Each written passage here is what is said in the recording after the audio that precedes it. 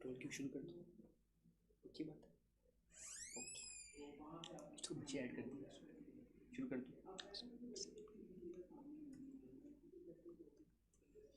अस्सलामुअलैकुम my future doctors. जल्दी से बता दें कि आपको आपके सर की आवाज़, पिक्चर क्वालिटी बेहतरीन आ रही है।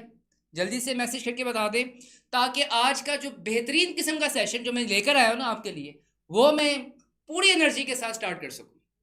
ठीक है, जल्दी से मेरे बेटा मुझे मैसेज करके बता दो कि सर की आवाज़ और पिक्चर बेहतरीन आ रही है। जल्दी से बताओ जी, जल्दी से रिस्पॉन्स कर दें ताकि आज का जो सेशन है इसमें इतनी चीज़ें मैंने आपको सिखानी है, इतनी कमाल की चीज़ आपके लिए लेकर आया हूँ। और ये चीज़ आपको कहीं से भी नहीं मिलने वाली, गारंटी से देता हूँ। ठीक है, ये चीज़ सिर्फ इस लेक्चर में मिलेंगी आज आपको, क्योंकि आज सिर्फ मैंने दोबारा से बेसिक की बात करनी है। जैसे मैंने फंडामेंटल बेसिक कॉन्सेप्ट्स आपको करवाए थे, जैसे न्यूमेरिकल्स करना आपके लिए आसान हो गए थे, याद है ना आपको। मैंने क्या कहा था कि बगैर फार्मूला के, बगैर कैलकुलेटर के मैंने आपको 2 सेशन में आपका जो डर था न्यूमेरिकल्स का, कैलकुलेशंस का, वो मैंने उतारा। और मैंने पहले भी आपको कहा था कि जो मैंने न्यूमेरिकल्स का सेशन आपके साथ किया है, इस तरह की जो वीडियो है, इस तरह का जो लेक्चर है, अल्हम्दुलिल्लाह अल्हम्दुलिल्लाह आपको इसी प्लेटफॉर्म से मिला। ठीक, और आपके मोहब्बत का शुक्रिया, आपने बहुत अच्छे कमेंट्स भी किए और आपने बताया भी कि सर हमारी बहुत सारी प्रॉब्लम्स न्यूमेरिकल्स के हवाले से जो डर था, खौफ था, वो अल्हम्दुलिल्लाह आपने हमारा काफ़ी हद तक जो है कम कर दिया। तो जल्दी से बताओ। वालेकुम सलाम जी। Yes sir Zeeshan. ठीक है, मीर नवीद अहमद जी, सानिया ठीक है, राजा अबू बकर, एहसान जट।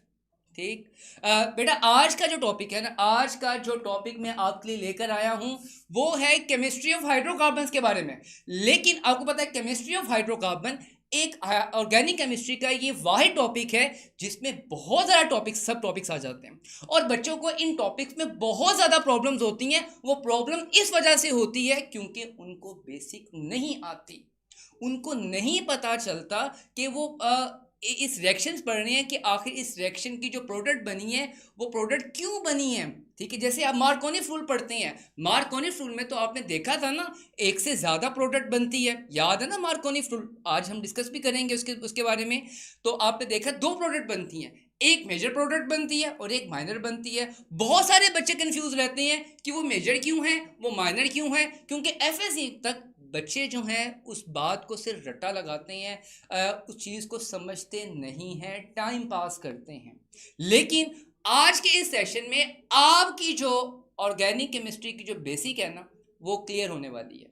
जिस तरह मैंने आपको न्यूमेरिकल्स की जो बेसिक्स थी वो मैंने आपको क्लियर करवाई थी।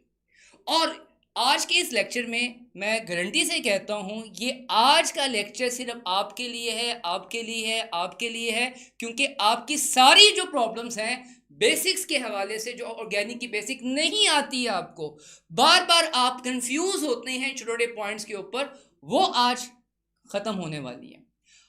आज का जो लेक्चर है ये मेरे तमाम बच्चों के लिए है, चाहे वो केपीके के हैं, चाहे वो आपका बलूचिस्तान का बच्चा है, चाहे वो सिंध का है, चाहे वो फेडरल का है, चाहे वो पंजाब का है, और वो कहीं का भी है, वो इस सब बच्चों के लिए बेसिक्स हैं। ये बेसिक क्लियर होंगी तो आप इस टॉपिक को अच्छे से गो थ्रू कर सकते हो। अगर ये आपको बेसिक क्लियर नहीं होंगी तो आप जगह जगह फिर जाकर आप लोग क्या करते हैं, कंफ्यूज होते हैं। जब आप कंफ्यूज होते हैं तो आप मल्टीपल मिस्टेक्स करते हैं, और मल्टीपल मिस्टेक्स करने से आप अपने डिज़ायर्ड गोल्स जो है वो अचीव नहीं कर पाते, इसलिए आप दूसरे बच्चों से काफ़ी हद तक पीछे रह जाते हैं। लेकिन आज के इस लेक्चर में, ये लेक्चर सिर्फ और सिर्फ मेरे तमाम फ्यूचर डॉक्टर्स के लिए है जिनकी बेसिक्स नहीं पढ़ी उन्होंने कहीं, उनको बेसिक्स किसी ने नहीं बताई, उनको बेसिक किसी किताब में नहीं मिली। ये आज छोटी छोटी बातें हैं जो कि मैं आपकी क्लियर करने वाला हूँ। तो जल्दी से बता दें कि किन किन बच्चों को ऑर्गेनिक ये इस टॉपिक की बेसिक नहीं आती। यस और नो में मुझे जवाब देना है आपने, यस और नो में सर को जवाब देना है। तो जल्दी से बताओ क्या क्या प्रॉब्लम है। जी जल्दी से बता दें बेटा, ताकि इस एनर्जेटिक सेशन को आप बेहतरीन तरीके से हम लोग क्या कर सकें, आगाज़ कर सकें। क्योंकि आज के लेक्चर में आपके लिए बहुत कुछ है, मेरे पास आपके वो सारे प्रॉब्लम्स का हल है जिसकी वजह से आप लोग बाकी बच्चों से थोड़े पीछे रह जाते हो। ठीक है, इंशाल्लाह इंशाल्लाह इस लेक्चर के बाद आपकी जो हाइड्रोकार्बन्स की बेसिक है ना बेटा, वो एकदम बेहतरीन होने वाली है बेटा। जी जी जी, एहसन जट, ठीक है, मोहम्मद नवाफ, गुड़िया, वसीम, दुआ, वसीम, निशान, अदनान, अली कैसर, डॉक्टर ड्रीमर। तो चलते हैं फिर, आज का सेशन शुरू करते हैं बेटा जी। ठीक है, और देखते हैं कि जी आज के लेक्चर में जो मैं आपके लिए बेसिक चीज़ें लेकर आया हूँ वो आपके सामने आपके स्क्रीन पे शो हो रही हैं। ये सारी बातें आज मैंने आपसे डिस्कस करनी है और आपको बहुत ही बेसिक लेवल से आपको ये बातें सिखानी है। मैं आपको हर सेशन में एक बात कहता हूँ, एमडी कैट जो है वो सीखने और सिखाने का नाम है बेटा। आप हमसे सीखें और अपने दोस्तों को सिखाएं, आपका ये काम बेहतरीन हो जाएगा बेटा। ठीक है, रट्टा नहीं लगाना बेटा। आप रट्टा लगाओगे, चीज़ों को ज़बरदस्ती याद करने की कोशिश करोगे, वो थोड़ी देर के लिए तो याद तो हो जाएंगी, लेकिन उसके बाद फिर थोड़ी देर से बाद भूल जाएंगी। चीज़ों को सीखो और इसको सिंप्लीफाई कैसे करना है वो गुर सीखो बेटा। ठीक है, वो चीज़ से सीखो बेटा। ठीक है, तो आज के लेक्चर में आज हम बात करने वाले हैं नंबर 1 हाइड्रोकार्बन्स के बारे में, उसकी टाइप्स के हवाले से, नोमेनक्लेचर के लिए कौन कौन से बेसिक पॉइंट्स हमें पता होने चाहिए जिसकी वजह से हम कंप्रीहेंसिवली नोमेनक्लेचर को स्टडी कर सकते हैं। बहुत सी बातें आपके लिए बॉन्ड फिशन और बॉन्ड क्लीविज के बारे में, स्टेबिलिटी ऑफ फ्री रेडिकल्स के बारे में, स्टेबिलिटीज़ ऑफ कार्बोकेटाइंस के बारे में, स्टेबिलिटीज़ ऑफ कार्बेनियम आयन के बारे में, इलेक्ट्रोफाइल और न्यूक्लियोफाइल। अक्सर बच्चे कंफ्यूज रहते हैं सर, मैसेज भी आते रहते हैं आपके, सर हमें पहचान नहीं होती इलेक्ट्रोफाइल की, न्यूक्लियोफाइल की, कौन सा ऑर्गेनिक कंपाउंड, कौन सा हाइड्रोकार्बन कौन से रिएक्शंस देता है, सर हम भूल जाते हैं। ये सारी बातें आज के सेशन में आपके लिए लेकर आए हैं, सिर्फ आपके लिए, ताकि आपकी जो बेसिक्स है वो 100% जो है वो क्या हो सके, क्लियर हो सके। और एंड में आपका मोस्ट फेवरेट टॉपिक बेंजीन के बारे में भी हम बात करेंगे।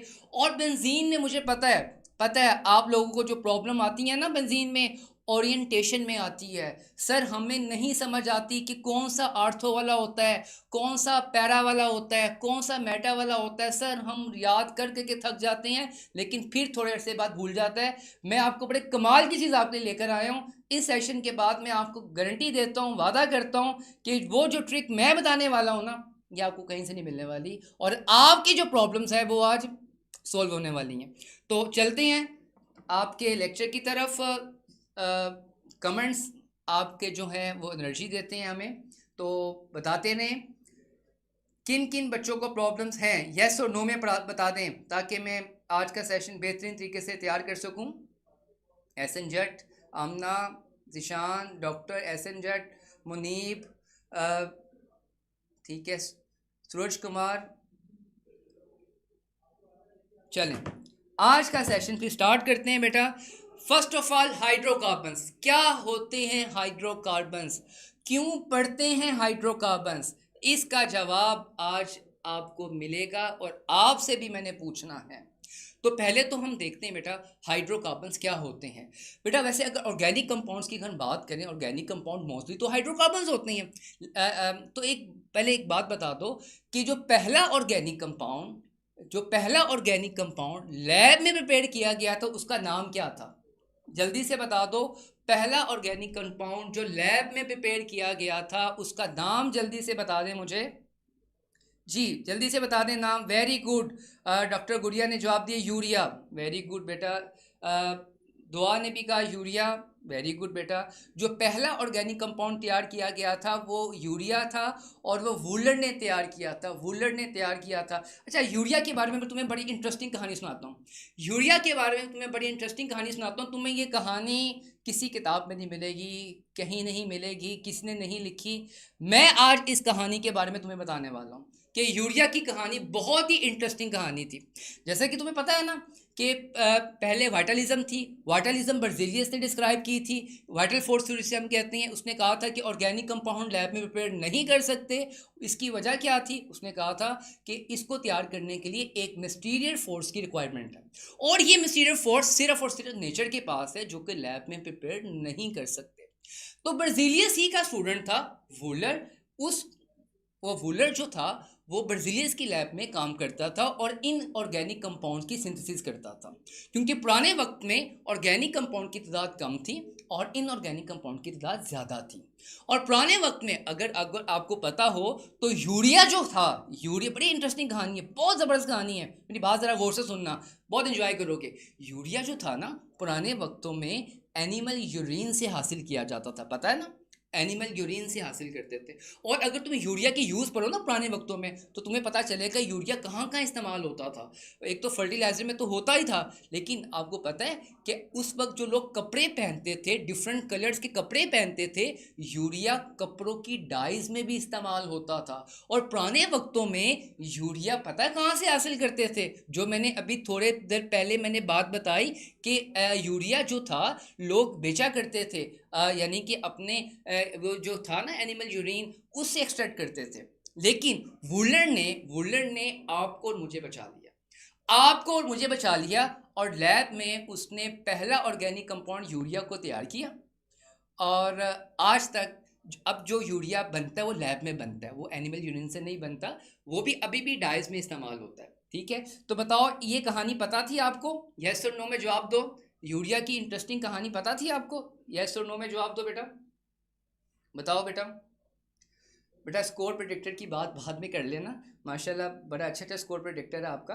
लेकिन जिस मकसद के लिए हम आपके लिए काम कर रहे हैं उस मकसद को तो देखो, कि अगर हम नियर पियर आपकी मदद कर रहा है, ये जो ब्रिज बैच है, ये ब्रिज बैच सिर्फ आपके लिए लेकर आया है, ताकि आपकी जो प्रॉब्लम्स है वो हम सोल्व कर सकें। क्योंकि प्रॉब्लम्स तो सिर्फ बेसिक से होती हैं ना, और बेसिक ही बच्चों की ख़राब होती है। तो मैं तो यही चाहता हूँ ना, मैं तो तुम्हें लास्ट लेक्चर में भी कहा था, मैं तुम्हें केमिस्ट्री में हीरो बनाना चाहता हूँ। और हीरो तभी बनोगे ना जब तुम बेसिक सही करोगे। क्योंकि जब भी किसी टॉपिक में प्रॉब्लम होती है तो एक ही ख़राबी होती है, बेसिक बेसिक। तो बेसिक को ठीक कर लो, सब कुछ ठीक हो जाएगा। जी जी जी जी, वेरी गुड। अहमद शराज कहते हैं सर नहीं, no sir I knew that, yes sir I know that. Fatima no sir हमें ये स्टोरी नहीं पता थी। साद शौकत नो सर, ठीक है। वसीम जी, बहुत सारे बच्चों को नहीं पता थी। खैर चलें, अब चलते हैं लेक्चर की तरफ। हाइड्रोकार्बन्स क्या होते हैं? हाइड्रोकार्बन्स कहाँ से मिलते हैं? हाइड्रोकार्बन्स, इसका क्या एप्लीकेशन है? हाइड्रोकार्बन्स बेटा, हाइड्रोकार्बन्स के बगैर आपकी और मेरी ज़िंदगी अगर उसको माइनस कर दें तो कुछ भी नहीं। इर्द गिर्द जितने भी अगर हम चीज़ें देखें, आपने माशाल्लाह डॉक्टर बनना है, डॉक्टर बनना है ना, इंशाल्लाह ज़रूर बनना है सर। इस साल हमने वाइट कोट पहनना है। जब आप वाइट कोट पहनोगे, डॉक्टर बनोगे, कोई पेशेंट आपके पास आता है तो आप उसको चेक करते हो, आप उसके बाद उसको मेडिसिन लिख के देते हो। जो मेडिसिन है वो सारी किसकी बनी हुई है? हाइड्रोकार्बन्स की तो बनी हुई है। आपने जो कपड़े पहने होते हैं, मैंने जो कपड़े पहने हैं, ये भी किसकी हैं? हाइड्रोकार्बन। जो पेट्रोल यूज़ करते हैं सर, वो भी तो हाइड्रोकार्बन्स ही तो है ना मेरे बेटा। नेचुरल गैस, वो भी तो हाइड्रोकार्बन्स है ना। ये सारी चीज़ें देखो डेली लाइफ में कितना यूज़ करती हैं, कितनी यूज़फुल इसकी एप्लीकेशन है। पढ़ना तो पड़ेगा ना, तो फिर हम इसको डिटेल से पढ़ते हैं ना फिर हम। तो हाइड्रोकार्बन्स क्या होते हैं? हाइड्रोकार्बन्स वो कंपाउंड जो सिर्फ दो एलिमेंट के मिलने से बनते हैं, यानी कि हाइड्रोजन और कार्बन, उन कंपाउंड्स को हम हाइड्रोकार्बन्स कहते हैं। जैसे आप बात करें मीथेन की बात करें, तो मीथेन का फार्मूला क्या होता है सर? CH4 होता है फार्मूला। इसमें दो एलिमेंट हैं, एक कार्बन है, एक हाइड्रोजन है, तीसरा इसमें कोई एलिमेंट नहीं है। इसी तरह बेटा इथेन की बात करें अगर हम, सर अगर हम बेंजीन की बात करें, ये सारे के सारे तो क्या हैं? हाइड्रोकार्बन्स तो हैं। चलें, मुझे एक सवाल का जवाब दें, एक सवाल का जवाब दें। यूरिया, यस और नो में देना है, यस और नो में देना है। यूरिया हाइड्रोकार्बन है या कि नहीं है? यूरिया हाइड्रोकार्बन है या नहीं है, इस बात का जवाब देना है। यस और नो में जवाब देना आपने। यूरिया हाइड्रोकार्बन, प्योर हाइड्रोकार्बन है या नहीं है? यस और नो में जवाब देना है बेटा। जल्दी से मुझे बताओ, जल्दी से बताओ जी। यस और नो में जवाब देना है। यूरिया प्योर हाइड्रोकार्बन है या नहीं है, आपने इसका मुझे जवाब देना है, जल्दी से जवाब दें जी। एहसन जट ने कहा यस सर, स्टडी बडी ने कहा नो, अदनान ने कहा yes, miss Rajput, doctor Sidhu yes sir, Aisha ने कहा नो सर। ठीक है, मिला जुला रिस्पॉन्स आ रहा है, कोई कह रहा है यस, कोई कह रहा है नो। चलें इसको भी प्रॉब्लम को सोल्व करते हैं, यानी कि बहुत सारे बच्चे कह रहे हैं यस और बहुत सारे बच्चे कह रहे हैं नो। बेटा urea it is not a pure hydrocarbon. Pure hydrocarbon सिर्फ वही होती हैं जिसमें सिर्फ दो एलिमेंट्स हों बेटा, कार्बन और हाइड्रोजन हो, उन्हीं को हाइड्रोकार्बन्स कहते हैं। जैसा कि मैंने यहाँ पे मीथेन लिखा, यहाँ पे मैंने इथेन लिखा, यहाँ पे मैंने बेंजीन लिखा, तो आप देखो इसमें सिर्फ दो ही एलिमेंट हैं, कार्बन और हाइड्रोजन है। लेकिन अगर तुम यूरिया की बात करते हो, अगर तुम यूरिया की बात करते हो तो आप यूरिया में देखो, यूरिया में देखो, यूरिया में कार्बन और हाइड्रोजन के अलावा इसमें नाइट्रोजन भी तो शामिल है। तो इसका मतलब यूरिया जो है it is not a pure hydrocarbon. ये हाइड्रोकार्बन प्योर हाइड्रोकार्बन नहीं है, ऑर्गेनिक कंपाउंड है लेकिन ये प्योर हाइड्रोकार्बन नहीं है। प्योर हाइड्रोकार्बन वही होती हैं जिसमें सिर्फ दो एलिमेंट्स हों, एक कार्बन हो और एक हाइड्रोजन हो, उन्हीं को तो हाइड्रोकार्बन्स कहते हैं। ठीक, तो प्यारे बच्चों बात समझ आ गई? बताओ यस, ठीक है, बात समझ आ गई जी बेटा, वेरी गुड जी। अदनान ने भी सही, साथ कौसम, मिस राजपूत, सोनिया, ठीक है, पलक, रूमी, समीर, हिफ्ज़ा, सफ़ी, एहसान जट, मिस राजपूत, कौसम, ऐशा, ठीक है, सना खान, सफ़ीउल्ला, ज़ुहेब, ठीक है, ये सब बच्चे माशाल्लाह इन्वॉल्व हैं। आप में से इन्वॉल्व रहें, आपको बहुत सारी चीज़ें मिलेंगी जो आपके लेक्चर में आपको बहुत ज़्यादा फ्यूचर में हेल्प आउट करेंगे। अच्छा, बात करते हैं टाइप्स ऑफ हाइड्रोकार्बन्स की बात करें, क्योंकि आज हमने हाइड्रोकार्बन्स की बेसिक के बारे में बात करनी है। वैसे तो आपने हाइड्रोकार्बन्स की क्लासिफिकेशन पढ़ी तो हुई है ना, कि एक ओपन चेन हाइड्रोकार्बन्स होते हैं सर, एक क्लोज चेन हाइड्रोकार्बन्स होते हैं। अब जो ओपन चेन हाइड्रोकार्बन्स है ये दो तरह के होते हैं सर, सैचुरेटेड भी होते हैं और क्या होते हैं, अनसैचुरेटेड भी होते हैं। सैचुरेटेड कौन से होते हैं सर, जिसमें carbon to carbon single bond हो, जिसमें carbon to carbon single bond हो, उनको हम कहते हैं सर सैचुरेटेड हाइड्रोकार्बन्स। और जिसमें कार्बन टू कार्बन डबल या ट्रिपल बॉन्ड मौजूद हों तो सर उनको कहते हैं अनसैचुरेटेड हाइड्रोकार्बन्स। तो आज इन्हीं के बारे में डिटेल से पढ़ने वाले हैं। तो बेटा जो आज पहला हम ऑर्गेनिक यानी हाइड्रोकार्बन, प्योर हाइड्रोकार्बन पढ़ने जा रहे हैं वो अल्केन है। Alkane it is a saturated hydrocarbon. ये कौन सा हाइड्रोकार्बन है बेटा जी, ये सैचुरेटेड हाइड्रोकार्बन है। अल्केन कौन सा हाइड्रोकार्बन है बेटा, this is called saturated hydrocarbon. ये सैचुरेटेड हाइड्रोकार्बन है। और सैचुरेटेड हाइड्रोकार्बन वो हाइड्रोकार्बन्स होते हैं जिनमें carbon to carbon single bond होता है। और सिंगल बॉन्ड को पता है ना क्या बोलते हैं सर, सिग्मा बॉन्ड बोलते हैं। क्या बोलते हैं, सिग्मा बॉन्ड। सिंगल बॉन्ड को सिग्मा बॉन्ड कहते हैं, डबल बॉन्ड को, डबल बॉन्ड में एक सिग्मा बॉन्ड होगा और एक पाई बॉन्ड होगा, ट्रिपल बॉन्ड में एक सिग्मा और दो पाई होंगे, वो भी हम अभी डिटेल से बात करेंगे। अभी सिर्फ हम बात करने वाले हैं अल्केन्स के बारे में। अल्केन्स बेटा दो तरह की होती हैं, there are two types of alkane. अगर हम अल्केन की बात करें, अल्केन दो तरह की होती हैं।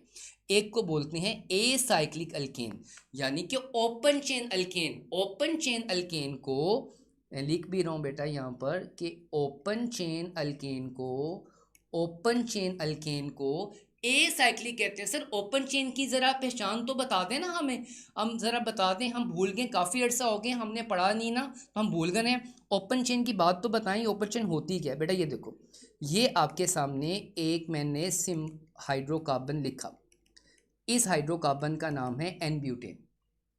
अब आप ज़रा गौर करो, अब आप ज़रा एक बात पे गौर करो, ये जो कार्बन है, ये वाली जो कार्बन है, ये वाली जो कार्बन है, एंड वाली कार्बन है, इन कार्बन, ये जो कार्बन है, जो एंड वाली कार्बन होती हैं, इन कार्बन्स को हम कहते हैं these are called terminal carbons. These are called terminal carbon. ये एंड वाली कार्बन को हम कहते हैं टर्मिनल कार्बन। अब आप देखो, जो ओपन चेन या एसाइक्लिक हाइड्रो अल्केन्स होती हैं ना बेटा, वो अल्केन्स होती हैं जिसमें टर्मिनल्स कार्बन एक दूसरे के साथ अटैच नहीं होते। उन अल्केन को हम कहते हैं एसाइक्लिक अल्केन कहते हैं, और इनका जनरल फार्मूला होता है बेटा CnH2n+2 होता है। और वो अल्केन जो कि साइक्लिक फॉर्म में होती हैं, यानी कि वो अल्केन जिनमें टर्मिनल कार्बन होंगे ही नहीं, क्योंकि तमाम कार्बन एक दूसरे से इंटरकनेक्टेड हैं, ठीक है, इंटरकनेक्टेड हैं, ठीक है, जैसे ये देखो आपके पास आपने नाम सुना होगा बेटा, साइक्लोहेक्सेन की बात करते हैं, साइक्लोहेक्सेन की बात करते हैं। This is a structure of cyclohexane, this is a structure of cyclohexane. तो आप देखो इस साइक्लोहेक्सेन में ना, इस साइक्लोहेक्सेन में इसके कॉर्नर पर सिर्फ कार्बन है। क्या है? कार्बन। और इन कार्बन के साथ क्या मौजूद है बेटा? हाइड्रोजन मौजूद है। इन कार्बन के साथ क्या मौजूद है? हाइड्रोजन मौजूद है। इसके अलावा दूसरा कोई एलिमेंट मौजूद नहीं है, इसलिए इनको हाइड्रोकार्बन्स कहते हैं, इसलिए इनको हाइड्रोकार्बन्स कहते हैं। दिस आर कार्ड आपके पास साइक्लिक अल्केन, और इसका जनरल फार्मूला होता है बेटा CnH2n होता है। और जो ए साइक्लिक होता है ना, अब यहाँ MCQ बन सकता है, ये MCQ आ सकता है कि ए साइक्लिक अल्केन का जनरल फार्मूला क्या है, तो ए साइक्लिक अल्केन का जनरल फार्मूला CnH2n+2 है। और आपके पास साइक्लिक अल्केन का जनरल फार्मूला क्या है सर? CnH2n है। अच्छा, तो अब मेरे एक सवाल का जवाब दो, मुझे सिंपलेस्ट हाइड्रोकार्बन का नाम बता दो, मुझे सिंपलेस्ट हाइड्रोकार्बन का नाम चाहिए, जल्दी से बताओ सिंपलेस्ट हाइड्रोकार्बन का नाम। मेरे बच्चे सिंपलेस्ट हाइड्रोकार्बन का नाम बता दो, सिंपलेस्ट हाइड्रोकार्बन का नाम आप मुझे बता दें कि सिंपलेस्ट हाइड्रोकार्बन का नाम क्या है, जल्दी से बता दें बेटा, सिंपलेस्ट हाइड्रोकार्बन का नाम। जी जी जी, वेरी गुड, गुड़िया ने बताया मीथेन, वेरी गुड बेटा, very good very good very good.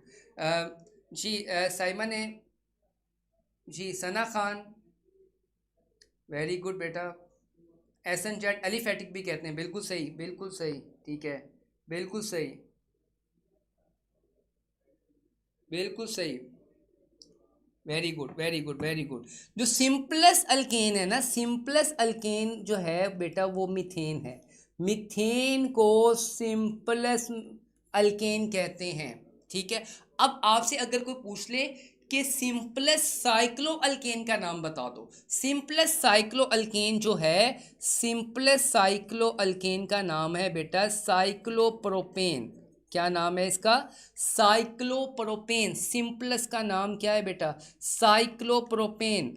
जो साइक्लिक कंपाउंड शुरू होते हैं वो साइक्लोप्रोपेन से शुरू होते हैं, साइक्लोइथेन नहीं होता, साइक्लोप्रोपेन से शुरू होते हैं, याद रखना। फिर साइक्लोब्यूटेन, फिर जो आपके पास साइक्लोपेंटेन, फिर साइक्लोहेक्सेन, हेप्टेन, ऑक्टेन, इस तरह फिर आगे जाते रहते हैं, ठीक है। चलें, एक सवाल का जवाब दो, मुझे बता दो व्हाट आर स्केलेटल फार्मूला।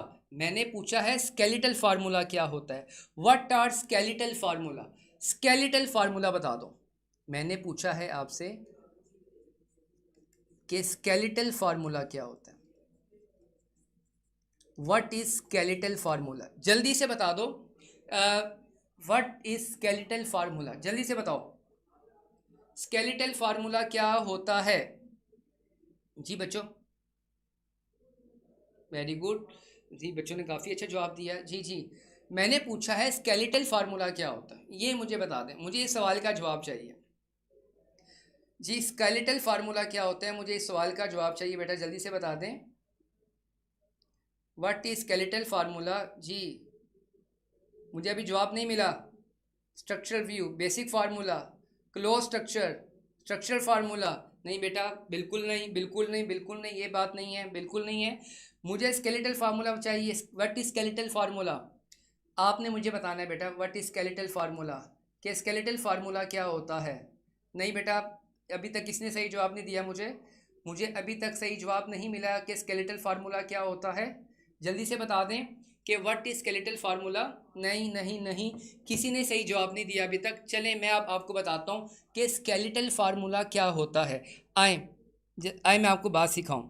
मैंने आपको लेक्चर से पहले कहा था कि आपको मैं वो वाली बातें सिखाऊंगा जो आपको अल्हम्दुलिल्लाह कहीं से नहीं मिलेंगी। कहाँ से मिलेंगी? इस लेक्चर से मिलेंगी। तो अब मेरी बात सुने, बेटा, चाहे आप सिंध से हो, चाहे आप KPK से हो, चाहे बलोचिस्तान से हो, फेडरल से हो, चाहे पंजाब से हो, सब बच्चों, ये सबके लिए मैं, ये लेक्चर मेरा सबके लिए।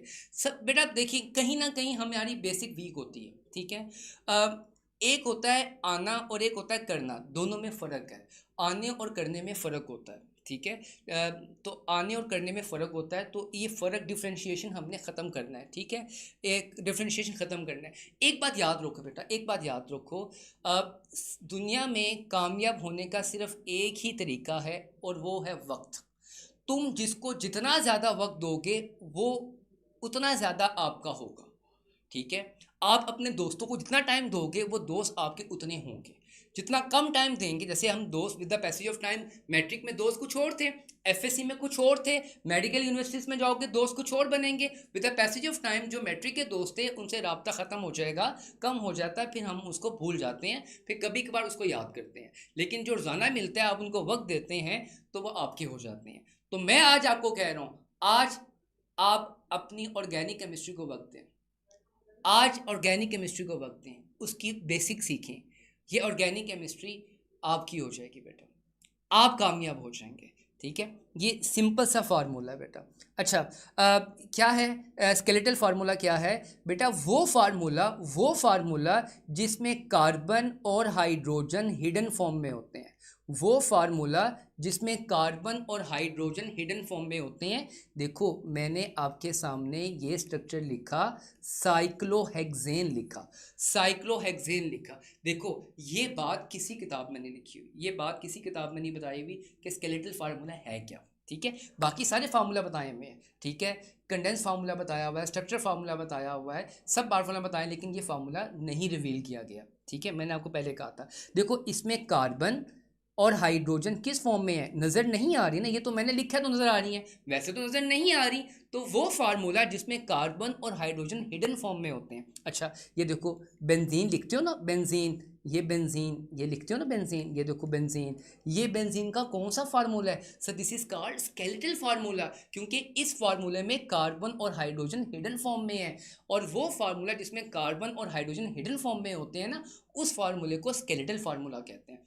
और बहुत सारे सवाल MD-CAT में ना स्केलेटल फार्मूला से आते हैं। आपके नोमेनक्लेचर के सवाल भी स्केलेटल फार्मूला से आते हैं। ये देखो, वो कहता है, ये देखो, ये एक लिखा हुआ है, ठीक है। So what is this sir? This is skeletal formula.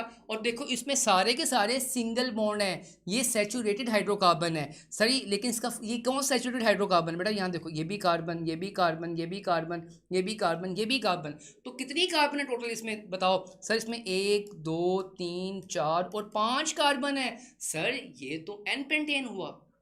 This is the skeletal formula of N pentane. तो आप मुझे जल्दी से जवाब दो, जल्दी से जवाब दो, क्या अब आपको पता चल गया स्केलेटल फार्मूला का? बेटा जल्दी से बताएं, क्या अब आपको स्केलेटल फार्मूला का पता चल गया बेटा? यस और नो में जवाब देना बेटा, यस और नो में बताना आपने। क्या आपको स्केलेटल फार्मूला का पता चल गया बेटा कि स्केलेटल फार्मूला क्या होता है? जल्दी से बताओ, यस और नो में बेटा, यस और नो में बताओ। जी वसीम सर, समझ आ गई है, यस और नो में बताओ। Very good, yes sir. Nitasha yes sir, Mohammad Ashfaq ji sir, Fatima yes sir, Hifsa Tanveer Ali ji, Azad Saeeda Javeria yes sir, माशाल्लाह माशाल्लाह। ज़िशान, मिस राजपूत, डॉक्टर माशाल्लाह, पहले डॉक्टर लिखा हुआ है, मुर्तज़ा, ठीक है, ख़ान अली, आज़ाद, मिस राजपूत, आमना, सैरिश, डॉक्टर सिंधु, माशाल्लाह बेटा, वेलकम।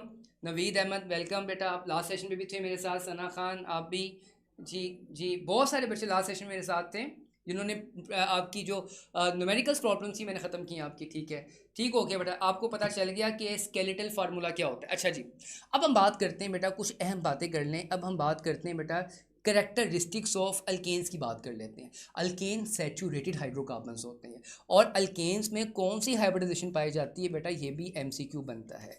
अल्केन सैचुरेटेड हाइड्रोकार्बन्स होते हैं, उनमें sp3 हाइब्रिडाइजेशन पाई जाती है। और जब sp3 हाइब्रिडाइजेशन हो तो स्ट्रक्चर कौन सा होता है सर?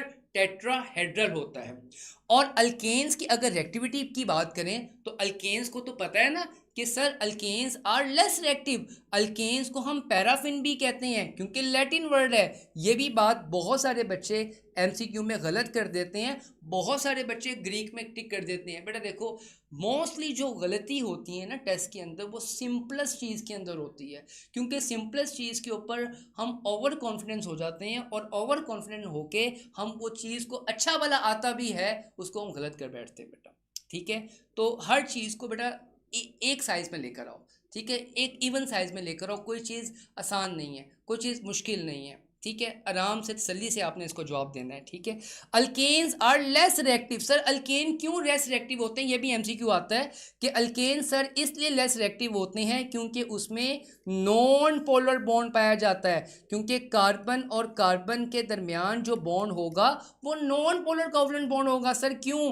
क्योंकि दोनों कार्बन की जो इलेक्ट्रोनेगेटिविटी है उसका जो डिफरेंस आएगा वो तो ज़ीरो आएगा, और अगर डिफरेंस 0.4 से कम हो, याद रखना, अगर डिफरेंस दो एटम के दरमियान डिफरेंस 0.4 से कम हो तो वो क्या होते हैं सर? वो मॉलिक्यूल नॉन पोलर होते हैं, और नॉन पोलर जो होते हैं उनके ऊपर चार्ज नहीं होता, जिसकी वजह से कोई भी इलेक्ट्रोफाइल, न्यूक्लियोफाइल या ऑक्सीडाइजिंग एजेंट या रिड्यूसिंग एजेंट उसके साथ रिएक्शन नहीं कर सकते।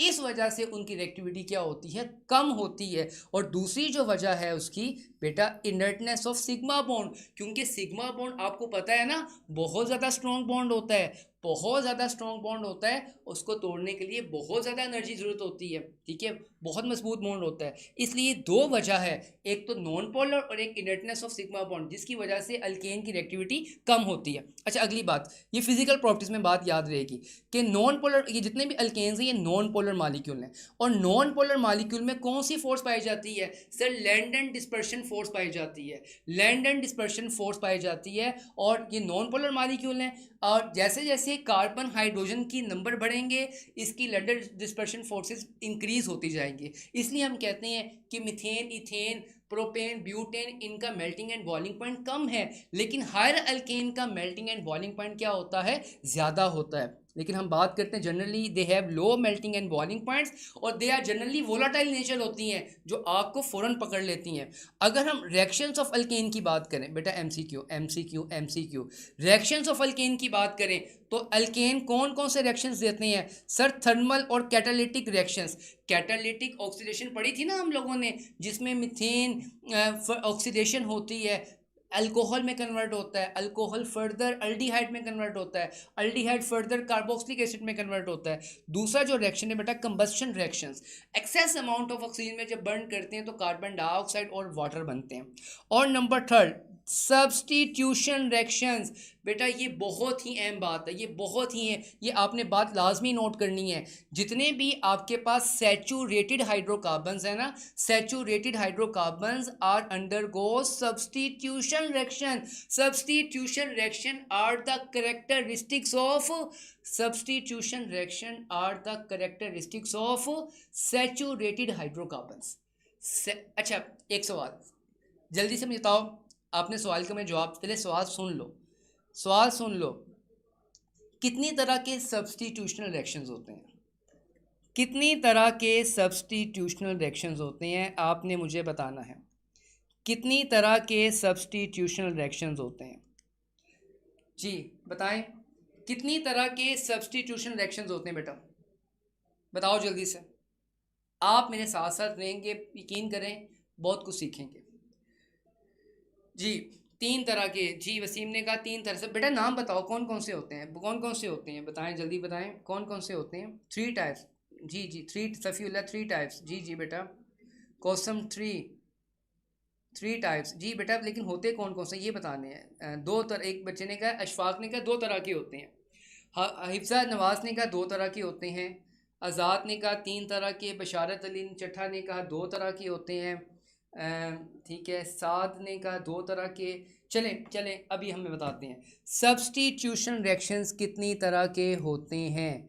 सब्स्टिट्यूशन रिएक्शन कितनी तरह के होते हैं? अच्छा, अगर हम अल्केन की बात करें, अल्केन की बात करें तो अल्केन में जो रिएक्शंस पड़ते हैं उनको कहते हैं free radical, free radical substitution reaction, free radical substitution reaction ऐसी है। चलें, एक तो ये हो गया नंबर 1।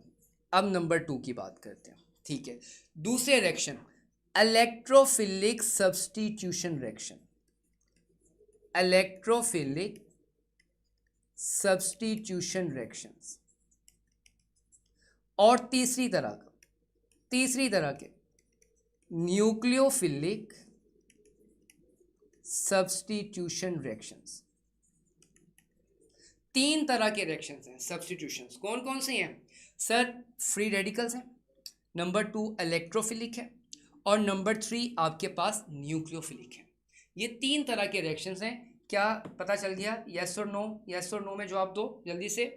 यस और नो में जवाब देना है। क्या समझ आ गई? क्या समझ आ गई बेटा आपको? आपने यस और नो में जवाब देना है। क्या आपको बेटा समझ आ गई? Very good. खान अली ने बिल्कुल सही कहा, यस सर। हिफ्सा ने बिल्कुल, तानिया ने भी कहा यस सर। बेटा साथ साथ रहें ताकि मुझे पता चलता रहे कि मेरे बच्चे को समझ आ रही है, क्योंकि ये सारी एफर्ट मेरे बच्चों आपके लिए, आपके लिए, सिर्फ आपके लिए, ये सब चीज़ें मैं ढूंढ कर आपके लिए लेकर आया हूँ बेटा। मुझे पता है कहीं ना कहीं मेरे बच्चों को इन चीज़ों में छोटे छोटे पॉइंट्स ऐसे हैं जो मिसिंग है, उसने नहीं पढ़े, उसकी नज़रों से नहीं गुजरे।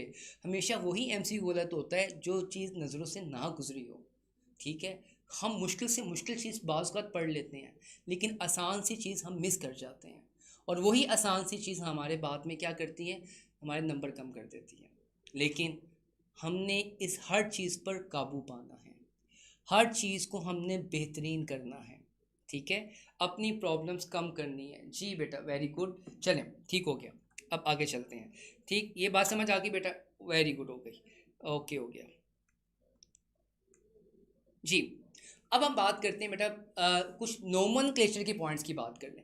बेटा आप जो सा मर्जी नोमेनक्लेचर पढ़ें, लेकिन नोमेनक्लेचर पढ़ने से पहले आपको टाइप्स ऑफ कार्बन या डिग्री ऑफ कार्बन्स का पता होना चाहिए।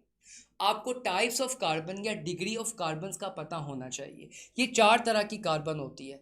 एक को कहते हैं प्राइमरी कार्बन, एक को कहते हैं सेकेंडरी कार्बन, एक को कहते हैं टर्शरी कार्बन, और एक को कहते हैं क्वाटरनरी कार्बन। प्राइमरी कार्बन को हम 1 नोट से रिप्रेजेंट करते हैं। मैं कलर चेंज करता हूँ, ज़िंदगी रंगीन करते हैं, 1 नोट से। सेकेंडरी कार्बन को 2 नोट से, टर्शरी कार्बन को 3 नोट से, और क्वाटरनरी कार्बन को 4 नोट से। अच्छा, इसका यूज़ क्या है? इसका यूज़ क्या है? आज मैं आपको इसका यूज़ बताता हूँ। आपको इसका यूज़ कहीं नहीं मिलेगा। आज मैं आपको यूज़, अब जो अगली बात बताने वाली है ना, मैं गारंटी से कह रहा हूँ ये बात कहीं नहीं लिखी, ये बात कहीं नहीं लिखी। मैं आपको ना अगली बात बहुत आसान करने वाला हूँ, ठीक है। अब मेरी बात ज़रा गौर से सुननी है आपने, और बात पहले सुननी है, सीखनी है, बाद में नोट करनी है, ठीक है। बाद में नोट करनी है, ठीक है, बाद में नोट। पहले हम देखते हैं कि प्राइमरी कार्बन क्या है, सेकेंडरी कार्बन क्या है, टर्शरी कार्बन क्या है, क्वाटरनरी कार्बन क्या है। पहले मैं तमाम पॉइंट्स क्लियर कर लूँ, ठीक है। अब ये देखो, ये जो कार्बन है, ये वाली कार्बन कितनी कार्बन के साथ अटैच है? कार्बन टू कार्बन बात कर रहा हूँ, कार्बन हाइड्रोजन की बात नहीं कर रहा। मेरे अल्फाज पे गौर करें, मेरे अल्फाज पे गौर करें। सर क्या कह रहे हैं? सर क्या बोल रहे हैं? सर कह रहे हैं कि कार्बन और कार्बन पे गौर करना है, कार्बन हाइड्रोजन पे गौर नहीं करना, कार्बन हाइड्रोजन पे गौर नहीं करना, कार्बन और कार्बन पे गौर करना है। तो कार्बन और कार्बन में देखो, कार्बन और कार्बन में ये कार्बन कितनी कार्बन के साथ अटैच? सर ये एक कार्बन के साथ अटैच है, that is called, this is called primary carbon, this is called primary carbon sir. अच्छा, ये वाली कार्बन कितनी कार्बन के साथ अटैच है? सर ये वाली कार्बन 2 कार्बन के साथ अटैच है, एक तो इस कार्बन के साथ अटैच है और एक इस कार्बन के साथ अटैच है। इसलिए इस कार्बन को क्या कहेंगे sir? This is called secondary carbon. अच्छा, ये कार्बन कितने कार्बन के साथ अटैच है? सर ये कार्बन भी 2 कार्बन के साथ अटैच है, इसलिए इस कार्बन को भी सेकेंडरी कार्बन कहेंगे। अच्छा ये बताओ ये कार्बन कितने कार्बन के साथ अटैच है? सर ये कार्बन सिर्फ एक कार्बन के साथ अटैच है, इसलिए इसको सिर्फ प्राइमरी कार्बन कहेंगे। ठीक हो गया। अच्छा ये वाली कार्बन बताओ, ये वाली कार्बन कितनी कार्बन के साथ अटैच है? सर ये वाली कार्बन 3 कार्बन के साथ अटैच है, 1 2 और 3। इस वजह से इस कार्बन को हम कहेंगे टर्शरी कार्बन कहेंगे।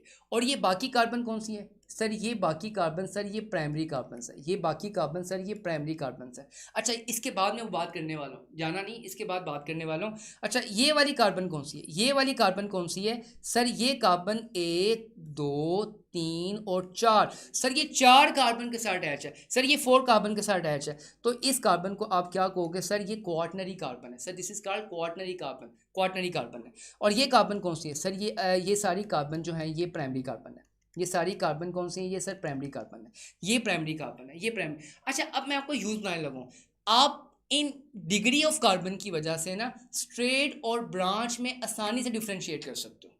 इस डिग्री ऑफ कार्बन की वजह से ना, मैंने क्या कहा, मेरी बातों पे गौर करें, मेरी बातों पे गौर करें, चीज़ों को सिंप्लीफाई करें, ठीक है, सिंप्लीफाई करें।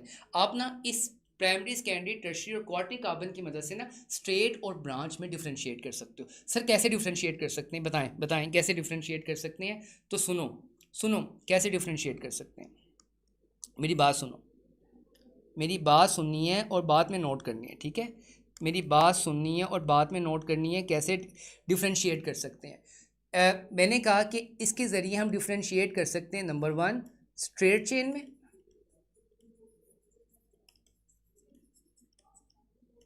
और सर ब्रांच में डिफ्रेंशिएट कर सकते हैं।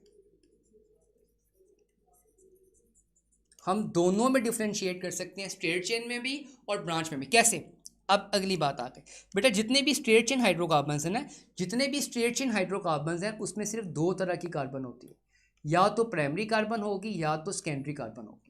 स्ट्रेट चेन हाइड्रोकार्बन्स की बात कर रहा हूँ, प्योर हाइड्रोकार्बन्स की बात कर रहा हूँ, अल्केन्स की बात कर रहा हूँ, ठीक है, अल्केन्स की बात कर रहा हूँ। स्ट्रेट चेन हाइड्रोकार्बन्स में सिर्फ और सिर्फ 2 तरह की कार्बन होगी। नहीं यकीन आता तो देखो, ये आपके सामने प्रोपेन का स्ट्रक्चर है, दिस इज कॉल्ड प्रोपेन। तो बताओ ये कौन सी कार्बन है सर, ये प्राइमरी कार्बन है। ये कौन सी कार्बन है सर, ये सेकेंडरी कार्बन है। ये कौन सी कार्बन है सर, ये प्राइमरी कार्बन है। तो आप खुद देख लो कि स्ट्रेट चेन हाइड्रोकार्बन्स में सिर्फ 2 तरह की कार्बन होती है, एक प्राइमरी और दूसरी सेकेंडरी, टर्शियरी या क्वार्टनरी कार्बन्स नहीं होती। ब्रांच चेन कार्बन में क्या होगा, ब्रांच चेन हाइड्रोकार्बन्स में, ब्रांच चेन हाइड्रोकार्बन्स में 2 तरह की कार्बन होगी, प्राइमरी और सेकेंडरी के अलावा, प्राइमरी और सेकेंडरी के अलावा या तो टर्शियरी होगी या तो क्वार्टनरी होगी, या टर्शियरी हो या क्वार्टनरी हो, या टर्शियरी हो या क्वार्टनरी हो। ये मेरी बात ज़रा सुन लें, टर्शियरी हो या क्वार्टनरी हो, ठीक है। अब यहाँ देखें, ये देखें, ये आपके पास आइसोब्यूटेन है, ये आपके पास आइसोब्यूटेन है। तो आइसोब्यूटेन में देखो ये दिस इज अ ब्रांच, क्यों ब्रांच है, क्योंकि सर यहाँ पे ये टर्शियरी कार्बन पाई जाती है, इसलिए ब्रांच है। इसका नाम क्या है बेटा, इसका नाम है आइसोब्यूटेन। अच्छा अब अगली बात, ये आपके पास ना ये आपके पास ना नियोपेंटेन है, ये आपके पास नियोपेंटेन है। इसमें कौन सी कार्बन है सर, ये क्वार्टनरी कार्बन है। इसको मैंने क्या नाम दिया, नियोपेंटेन का नाम दिया, नियोपेंटेन। इसका मतलब ये हुआ सर, टर्शियरी और क्वार्टनरी कार्बन हो तो वो ब्रांच चेन हाइड्रोकार्बन्स में आते हैं। अगर सिर्फ टर्शियरी कार्बन हो तो उसके लिए हम वर्ड कौन सा यूज़ करते हैं, आइसो का वर्ड यूज़ करते हैं। और अगर क्वार्टनरी कार्बन हो तो उसके लिए हम किसका वर्ड यूज़ करते हैं, नियो का वर्ड यूज़ करते हैं। ये बात मैंने आपको समझानी थी, ये बात मैंने आपको बतानी थी। अक्सर बच्चे कंफ्यूज रहते हैं कि नहीं पता चलता, यस और नो में जवाब दो। क्या ये मेरे बच्चे ये पॉइंट क्लियर हो गए, यस और नो में जवाब दो। क्या ये मेरे बच्चे पॉइंट क्लियर हो गया आपको, जी सईदा जवेरिया, यस सर बिल्कुल क्लियर हो गया, बिल्कुल क्लियर हो गया सर, बिल्कुल बिल्कुल बिल्कुल सर, जी जी जी वसीम, आइसो और नियो कैसे नाम यूज़ करते हैं बेटा, टर्शियरी और क्वार्टनरी के लिए यूज़, अगर टर्शियरी कार्बन हो तो हम आइसो कहेंगे, क्वार्टनरी हो तो नियो यूज़ करेंगे। देखो ये बात भी कहीं नहीं लिखी हुई, ये बात भी कहीं नहीं लिखी हुई। मैंने आपको लेक्चर शुरू होने से पहले कहा था कि ये सब बातें आपको यहाँ से मिलेंगी, ठीक है। ओके बेटा, ओके बेटा, क्लियर। तानिया, अरूज, मोमिना, ठीक है, बशारत, ठीक है, गुड़िया, जी थैंक यू गुड़िया, डॉक्टर आज़ाद, जी बेटा क्रिस्टल क्लियर, वेरी गुड मोमना। अच्छा बेटा इतना ज़बरदस्त आप रिस्पॉन्स कर रहे हो, एक काम क्यों नहीं करते, आप जितने भी कोलीग हैं, आपके दोस्त जो आपके साथ पढ़ते हैं, उनको भी लिंक सेंड करो, शेयर का बटन करो ना अपने व्हाट्सएप ग्रुप के अंदर, उनको भी लेक्चर में लेकर आओ, वो भी इतने मज़े की बातें सीख सकें। ये बातें जो कहीं किताब में नहीं मिल रही, आपको किसी किसी चैनल पे नहीं मिल रही, आपको यहाँ पे मिल रही हैं, और मैंने आपको गारंटी कही थी कि आपको सिर्फ यहीं से मिलेंगी। ठीक है, तो जल्दी से अपने दोस्तों को भी तो इनवाइट करो ना, ताकि वो इतने फ्रूटफुल लेक्चर से वो फ़ायदा उठा सकें। अभी तो लेक्चर शुरू हुआ है, अभी तो बहुत सारी बातें बाकी हैं इस लेक्चर की। ठीक है, अभी तो बहुत सारी बातें बाकी हैं। अपने दोस्तों को इनवाइट करो बेटा इस लेक्चर के अंदर, जल्दी से जल्दी से। ठीक है। अच्छा सर, एहसन जट ने कहा सर मैं ऐसे दोस्त नहीं रखता। आप तो हो ना बेटा, आपके एक दो दोस्त तो ऐसे होंगे ना जिनको आप बहुत टाइम देते हो। जल्दी से। जी जी। जी उस्मान। ओके हो गया, ओके हो गया, चलें चलें। अच्छा, नोमनक्लेचर के लिए एक और बड़ी मज़े की बात, अल्काइल ग्रुप क्या होता है sir? What is alkyl group? Alkyl group क्या होता है? अल्काइल ग्रुप को वैसे तो हम जनरली आर से रिप्रेजेंट करते हैं। अल्काइल ग्रुप को जनरली मैं किससे रिप्रेजेंट करता हूँ? आर से रिप्रेजेंट करते हैं। It is a derivative of alkane. अच्छा, ये एमसीक्यू आता है। एमसीक्यू क्या आता है? मैं लिख रहा हूँ यहाँ पे एमसीक्यू, ये मेरी बात याद रखनी है, ये बात याद रखनी है। Alkyl group, this is a it is a derivative, it is derivative of alkane। Sir ये अल्केन का डेरिवेटिव है। सर अल्केन का कैसे डेरिवेटिव है, इस बात को भी साबित करते हैं। ये देखो मेरे बेटा, ये देखो, ये आपके पास मीथेन है, ये मीथेन एक अल्केन है, दिस इज अल्केन है, दिस इज अल्केन। ओके, मैं इस मीथेन में से एक हाइड्रोजन को माइनस कर देता हूँ, तो आपके पास पीछे क्या बचेगा सर? हमारे पास बचेगा CH3। अब ये मीथेन, ये पहले मीथेन था, अब इसमें एक हाइड्रोजन निकल गया। अब सर इस ग्रुप को क्या कहेंगे sir? This is called methyl group. Actually ये जो मिथाइल ग्रुप बना है, डेट इज कॉल्ड क्या है बेटा? ये इट इज अल्काइल ग्रुप है। और अल्काइल ग्रुप कब बनता है? जब आप किसी भी हाइड्रोकार्बन में से एक हाइड्रोजन को निकाल दो, तो वो आपके पास अल्काइल ग्रुप। अब देखो, ये देखो, ये आपके पास ना, ये आपके पास इथेन है, इस इथेन में से एक हाइड्रोजन को निकाल लो, तो ये आपके पास बन जाएगा C2H5 बन जाएगा। This is called ethyl, this is called ethyl group. तो आप देखो कि आपने एक हाइड्रोजन को निकाल दिया, तो यहाँ मैंने लिखा भी हुआ है it is derivative of alkane. और इसका जनरल फार्मूला भी आपने याद करके रखना है, एमसीक्यू में पूछा जाता है। Sir general formula of alkane क्या होता है? CnH2n+1। ये बात आपको याद होनी चाहिए, अच्छे से याद होनी चाहिए कि क्या होता है।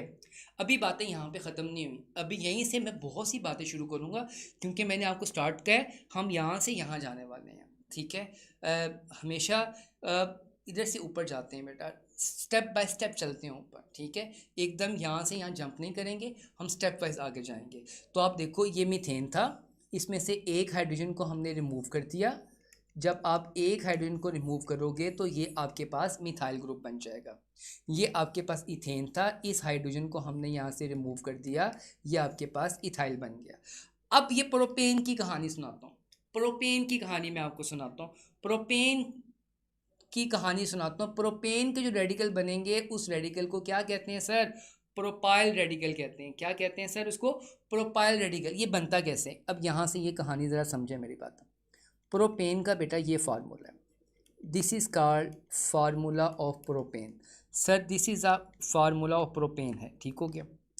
This is a formula of propane. अब इस प्रोपेन में से ना, इस प्रोपेन में से मैं दो पॉसिबिलिटीज़ हैं, देर आर टू पॉसिबिलिटीज। अब मेरी बात समझनी है, मेरी बात समझनी है, आपने बाद में नोट करना, ठीक है? ये बाद में नोट करना, मेरी बात समझनी बेटा।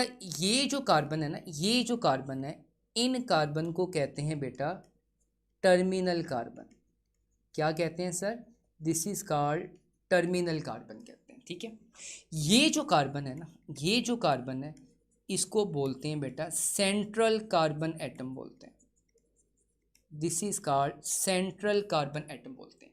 इसे क्या बोलते हैं सर? सेंट्रल कार्बन एटम बोलते हैं। ठीक है, सेंट्रल कार्बन एटम।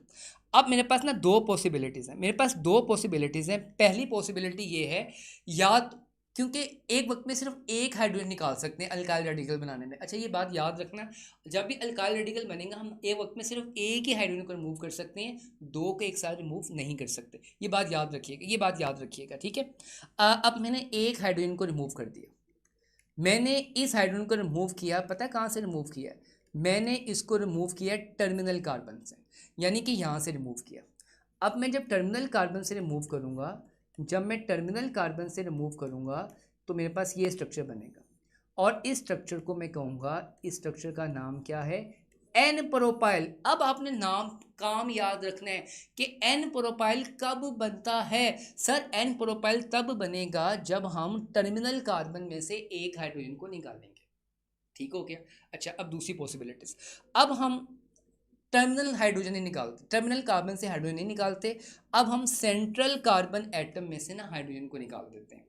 जब तुम सेंट्रल में से, अब देखो मैंने यहाँ से हाइड्रोजन निकालूंगा, ठीक है, अब मैं यहाँ से हाइड्रोजन निकालूंगा, अब यहाँ से हाइड्रोजन निकल गया, अब यहाँ से हाइड्रोजन निकल गया, ठीक हो गया। अब जब सेंट्रल कार्बन से हाइड्रोजन को निकालोगे तो अब ये जो रेडिकल बनेगा, इस रेडिकल को पता क्या कहेंगे? Isopropyl radical. क्या कहेंगे?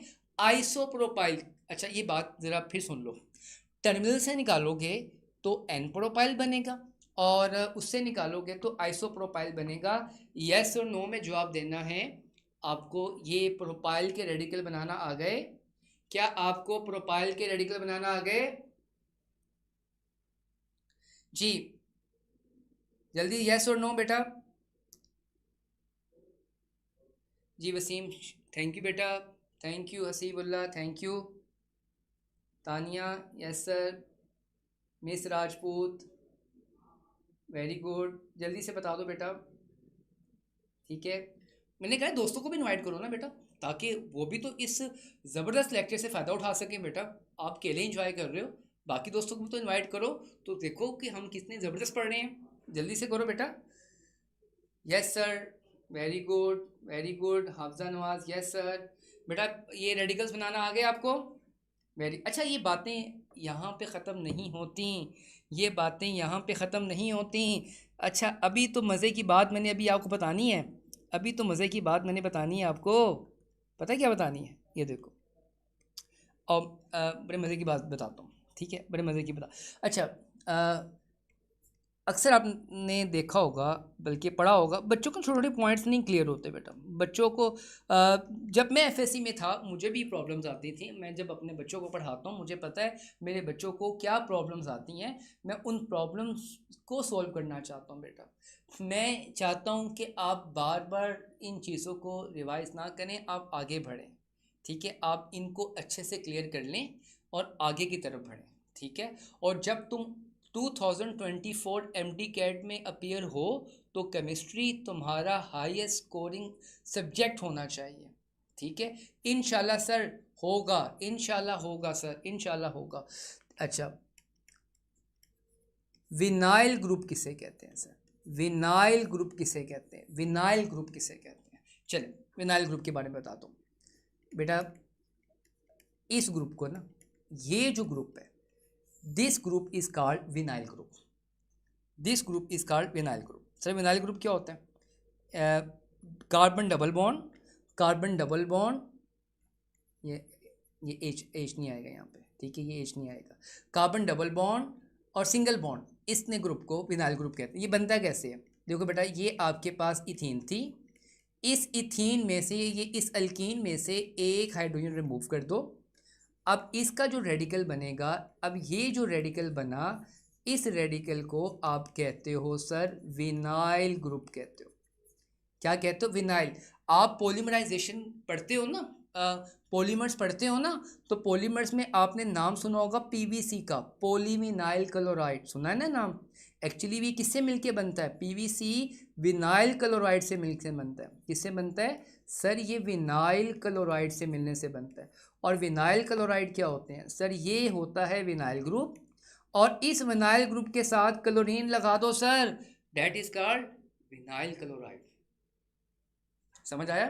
बताओ, विनाइल की प्रॉब्लम सॉल्व हुई? जल्दी से बताओ। अरे बच्चों जल्दी से बताओ, विनाइल की प्रॉब्लम समझ आई मेरे बच्चों? जी जी जी जी आज़ाद, जी जी सर, एथेनॉल नहीं मैं करवा रहा, मैं भी ये जी समझ आ गई sir. Yes sir, yes sir. Sir you teach so well, my concepts are crystal clear now after watching your lecture doctor Gudiya Rani. Thank you बेटा। S N Z, yes sir, very good. Hifza Nawaz, yes sir, very good. अच्छा अभी अच्छा एक और बात सिखानी है। अच्छा रिपीट उमे एमन। बेटा अल्कीन, ये देखो ये देखो ये देखो, ये ना अल्कीन था ना, ये अल्कीन था, मैंने एक हाइड्रोजन को निकाल दिया, मैंने एक हाइड्रोजन को निकाल दिया तो आपके पास क्या बन गया? आपके पास विनाइल ग्रुप बन गया। क्या बन गया? विनाइल ग्रुप बन गया। विनाइल ग्रुप बेटा जी। लेक्चर में इन्वॉल्व हो, लेक्चर में इन्वॉल्व हो। बाकी मैं फिर रिक्वेस्ट कर रहा हूँ अपने प्यारे दोस्तों को शेयर करें लिंक, अपने व्हाट्सएप ग्रुप में लिंक शेयर करें, फेसबुक में करें, इंस्टाग्राम में करें, ताकि मैक्सिमम बच्चे इस लेक्चर से फ़ायदा उठा सकें। जिस तरह आप इंजॉय कर रहे हो ना लेक्चर को, छोटे छोटे पॉइंट्स समझ आ रहे हैं आपको, जो पॉइंट्स आज तक आप लोगों ने गौर नहीं किए थे। मैंने तो आपको लेक्चर के शुरू में कहा था कि आपके हर वो पॉइंट्स क्लियर होंगे जो आप मिस कर जाते हो बेटा।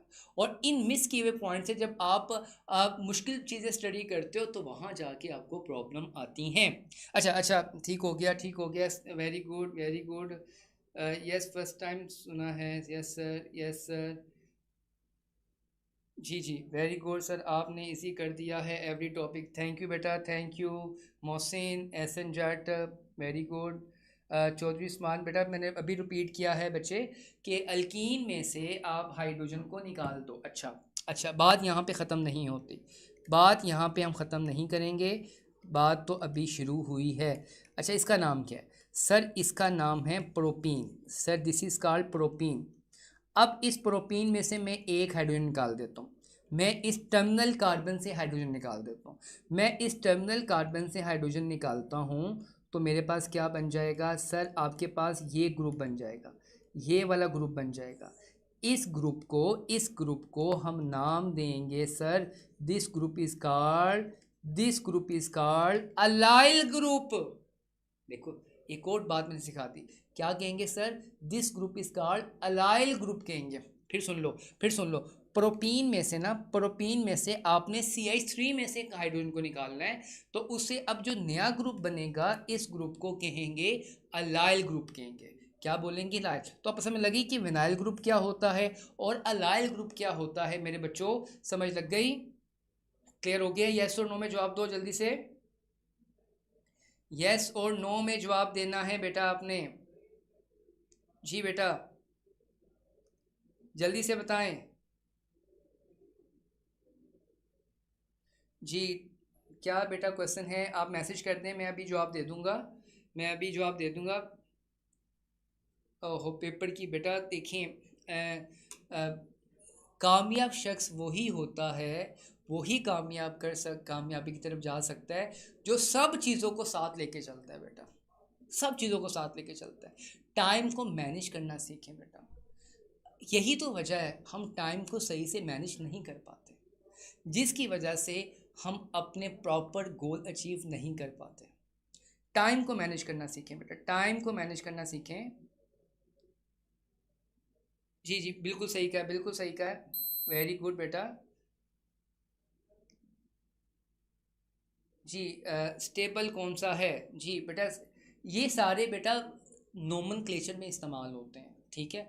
हम आगे रेडिकल्स की बात करेंगे, कार्बोकेटाइंस की बात करेंगे, हम वहाँ पे उसकी रिएक्टिविटी की बात करेंगे बेटा, वहाँ पे जाके आपकी और ज़्यादा पॉइंट्स जो हैं वो क्या हो जाएंगे? क्लियर हो जाएंगे। अच्छा अब जो अगली बात आपको सिखाने जा रहा हूँ, अगली बात जो सिखाने जा रहा हूँ, it's very interesting, it's very interesting, very very interesting बेटा, बहुत मज़े की बात है, बहुत मज़े की बात सिखाने जा रहा हूँ आपको। आप ज़रा सुनिएगा समझिएगा बेटा जी, आप ज़रा समझिएगा सुनिएगा, ठीक है, आप ना समझेंगे मेरी बात, ठीक है। एक मिनट में, अब मैं आपको बताने जा रहा हूँ बोर्ड फिशन, बोन फिशन कैसे होती है, ठीक है, उस बात को मैं सिखाने जा रहा हूँ, ठीक है, उस बात को सिखाने जा रहा हूँ। अब मेरी बात सुनिएगा, ठीक है जी। Sir at the end of lecture आप हमें कुछ टिप्स दे के हम अपने स्कोर प्रेडिक्टर को कैसे इंक्रीज। बिल्कुल बेटा, साथ साथ भी बता रहा हूँ, मैं साथ साथ ही बता रहा हूँ। अभी आपने कहा ना मैनेज करना, बेटा चीज़ों को मैनेज करोगे सब कुछ सही हो जाएगा बेटा। अच्छा, सिंपल सी बात है, सिंपल सी, हर सब्जेक्ट को ना इक्वलेंट टाइम दो। ये नहीं है कि बायोलॉजी के एमसीक्यू ज़्यादा आते हैं, अब बायो को ज़्यादा टाइम दे रहे हो, फिजिक्स केमिस्ट्री इंग्लिश को और लॉजिकल रीजनिंग को कम टाइम दे रहे हो। बेटा सबको इक्वल टाइम दो, सबको इक्वल टाइम दो। ठीक है, आपके पेरेंट्स, आपके जितने भी बहन भाई हैं, सबको इक्वल टाइम देते हैं ना, सबसे इक्वली प्यार करते हैं ना, इसलिए सब कुछ मैनेज रहता है। ठीक है, इसलिए सब कुछ मैनेज रहता है। आप भी तमाम सब्जेक्ट्स को इक्वली टाइम दो। ठीक है, एक ऐसा नहीं, बिल्कुल नहीं करना। अभी तुम सिर्फ बायोलॉजी लेके बैठ गए हो, पूरा हफ्ता बायो पढ़ते रहो। आप केमिस्ट्री लेके बैठ गए हो, आप पूरा हफ्ता केमिस्ट्री पढ़ते रहो। आप फिजिक्स लेके बैठ गए, पूरा हफ्ता फिजिक्स पढ़ते रहो। बेटा ऐसे तैयारी नहीं होती। आप अपने मुताबिक, क्योंकि हर बच्चे की अपनी प्रॉब्लम होती है।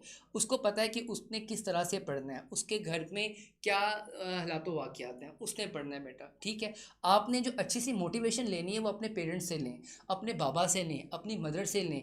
आप बताएं, आपकी मदर पूरा हफ्ता सुबह उठती हैं, आपको खाना बना के देती हैं, नाश्ता बना के देती हैं, कभी उन्होंने छुट्टी की नहीं की, मुसलसल काम करती हैं ना। बेटा आप भी ऐसे मुसलसल काम करें, करते रहें, रुके ना। जब आप रुकेंगे ना, वहीं प्रॉब्लम शुरू होगी, वहीं प्रॉब्लम स्टार्ट होगी, वहीं से मसले मसाइल शुरू होते हैं। जीतता वही है बेटा जो लगातार काम करता है। ठीक है, और हारता वही है जो रुक जाता है। वो आपने कछुआ और खरगोश की कहानी तो सुनी थी ना। कछुआ जो था वो लगातार चलता रहा तो जीत गया था, और जो जो रैबिट जो था वो रुक गया था, इसलिए वो कामयाब नहीं हो सका। तो बेटा इस बात को असूल बना लो, थोड़ा पढ़ लो लेकिन अच्छे से पढ़ो और ज़्यादा पढ़ो बेटा। ठीक है, आप 2 सफ़े नहीं पढ़ सकते, एक एक पेज पढ़ लो, लेकिन पढ़ो लाजमी बेटा। इक्वल टाइम दो, फिजिक्स को भी इक्वल टाइम दो, केमिस्ट्री को भी इक्वल टाइम दो, बायोलॉजी को भी इक्वल टाइम दो। फिर जाके आपके सारी प्रॉब्लम्स जो हैं वो क्या हो जाएंगी बेटा, रिमूव हो जाएंगी, ख़त्म हो जाएंगी, ऐसे ख़त्म नहीं होंगी। अच्छा, अब अगली बात बड़ी इंटरेस्टिंग बात है जो मैंने अभी आपसे करनी है। ठीक है, अब हम बात करेंगे बॉन्ड फिशन की बात करेंगे, बॉन्ड को तोड़ना है। ठीक है, और बॉन्ड को तोड़ने के लिए जो एनर्जी होती है, that energy is known as bond energy होती है सर। ठीक है, that energy is known as bond energy होती है। ठीक है, बिल्कुल बिल्कुल बिल्कुल, थैंक यू बेटा, thank you sir, thank you cover करने। जी जी बेटा बिल्कुल सर, बैकलॉग को कैसे कवर करें बेटा वो भी मैं आपको साथ साथ बताऊंगा, ऐसी कोई बात नहीं। जी जी, मैं आपके लिए ज़रूर दुआ करूंगा महीन, बिल्कुल। हम तमाम टीचर की दुआएं आपके साथ हैं बेटा। जी बेटा, थैंक यू वसीम, वसीम अहमद बेटा, आपका जज़ाकल्लाह, आपकी मोहब्बत का शुक्रिया बेटा, मोहब्बत का शुक्रिया। थैंक यू बेटा, जज़ाकल्लाह, वेरी गुड। जी जी सर, ये नोट्स हमें पीडीएफ, जी बेटा मैं आपके कम्युनिटी ग्रुप में इसको शेयर कर देता हूँ। ये पूरी स्लाइड्स मैं कम्युनिटी ग्रुप में शेयर कर दूंगा आपको, आपको वहाँ मिल जाएंगी। वैसे भी ये लेक्चर यूट्यूब पे रहेगा, आप जब मर्जी सुन सकते हो बेटा, डोंट वरी, आप वहाँ से डाउनलोड कर लो, वहाँ से आप सुन लोगे बेटा लेक्चर। ठीक है, जी जी जी, फिजिक्स को देना, बिल्कुल बिल्कुल बेटा। इंशाल्लाह बेटा, सब काम साथ साथ रखो बेटा, सब सही हो जाएगा। जज़ाकल्लाह बेटा, जज़ाकल्लाह। जी जी जी जी जी जी। अच्छा बेटा, अब अगली कहानी, ठीक है, अगली कहानी। There are two types of bond fission. Bond दो तरह से टूटते हैं, बॉन्ड दो तरह से टूटते हैं। अब अगली अगली कहानी शुरू हो गई।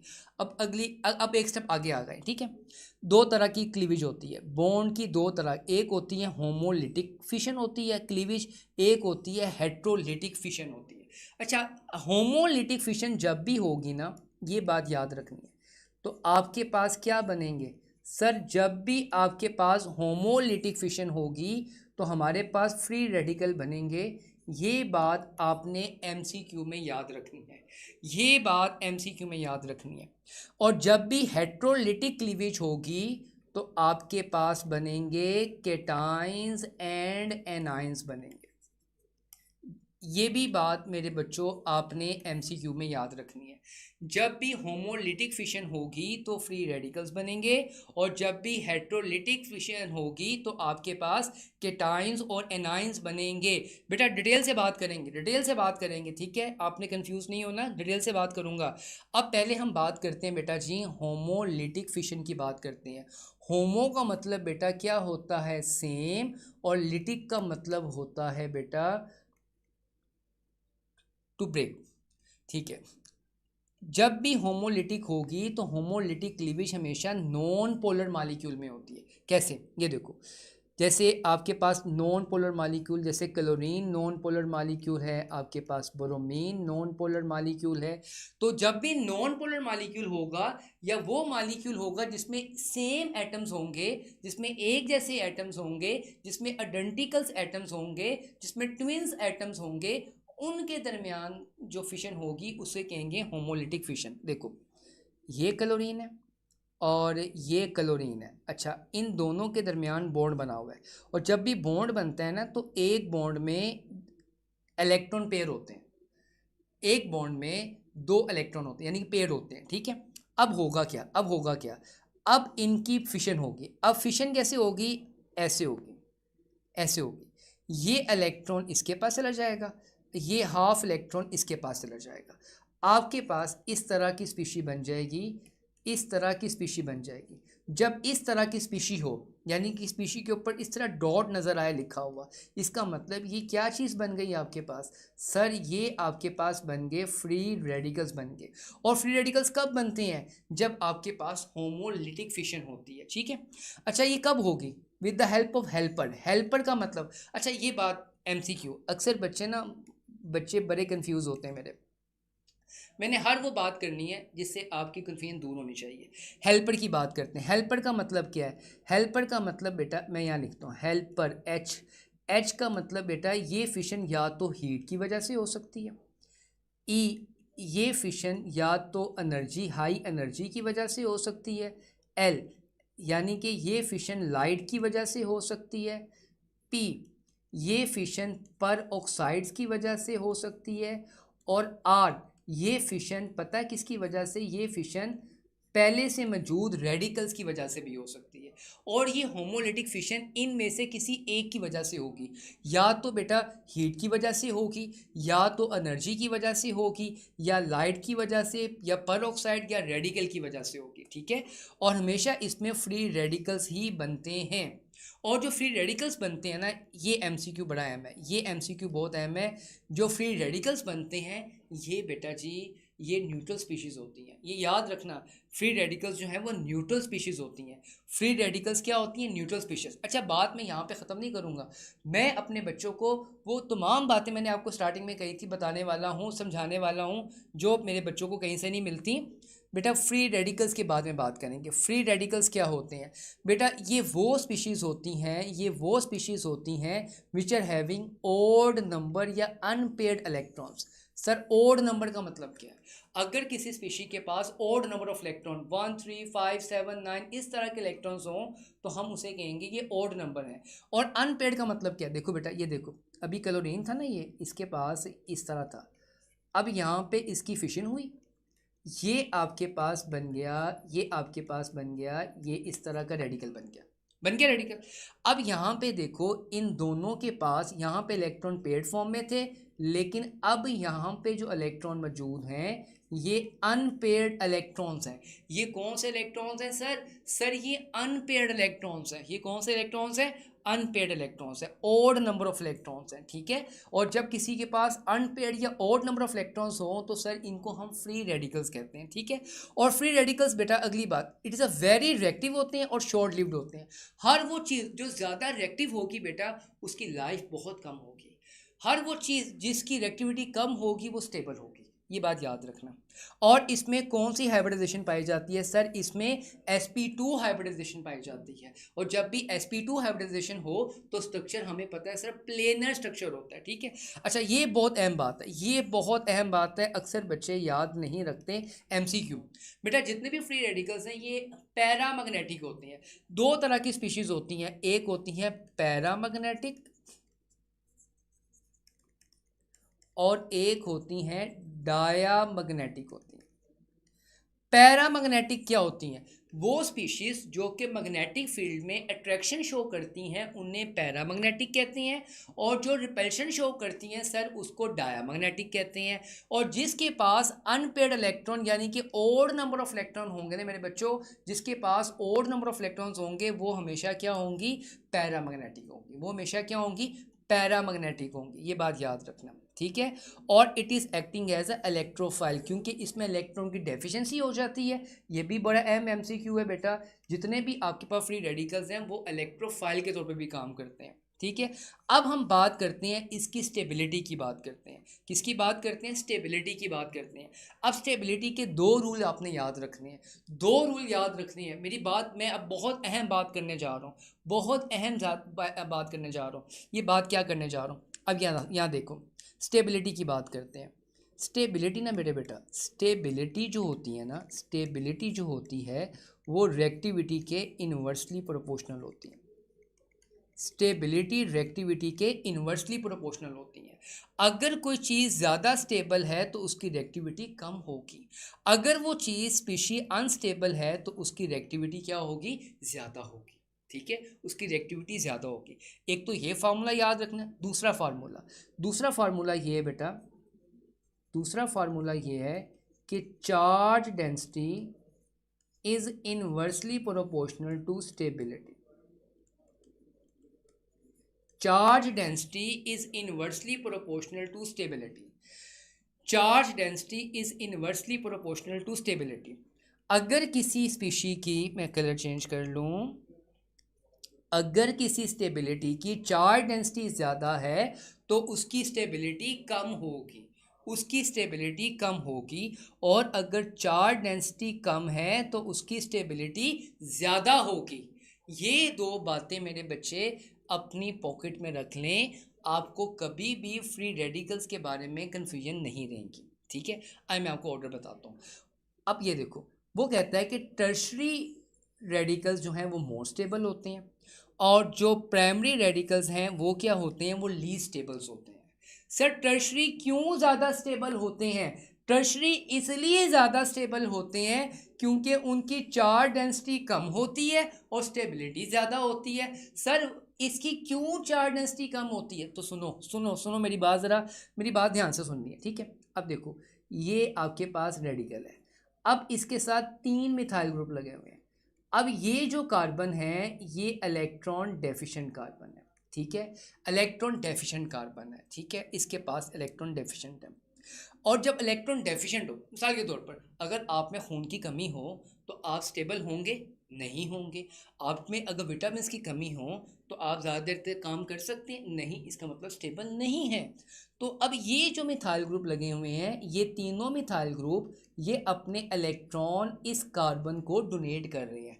जब ये तीनों मिथाइल ग्रुप इस अपने इलेक्ट्रॉन इस कार्बन को डोनेट करेंगे तो इस कार्बन की जो चार्ज डेंसिटी है वो कम होना शुरू हो जाएगी, यानी कि ये न्यूट्रलाइज होना शुरू हो जाएगा।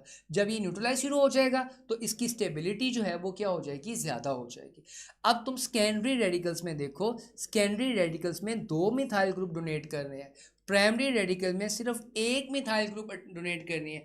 जितने नंबर ऑफ मिथाइल ग्रुप ज़्यादा होंगे उतनी डोनेशन ज़्यादा होगी, जितनी डोनेशन ज़्यादा होगी उतनी चार्ज डेंसिटी कम होगी, जब चार्ज डेंसिटी कम होगी तो स्टेबिलिटी ज़्यादा हो जाएगी। तो जल्दी से मेरे बच्चों बताओ, जल्दी से बताओ मेरे बच्चों, क्या मेरे बच्चों को ये कॉन्सेप्ट समझ आया? यस और नो में जवाब देना है, यस और नो में आप जल्दी से मुझे जवाब दे दो।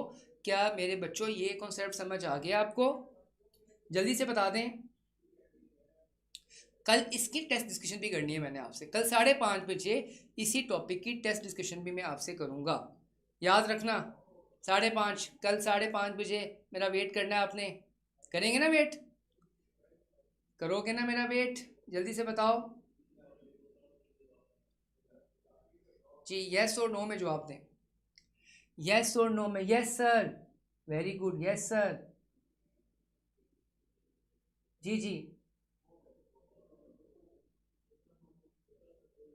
जी जी, वेरी गुड बेटा। जी बिशारत साहब, very good very good, got it sir. Miss Rajput, yes.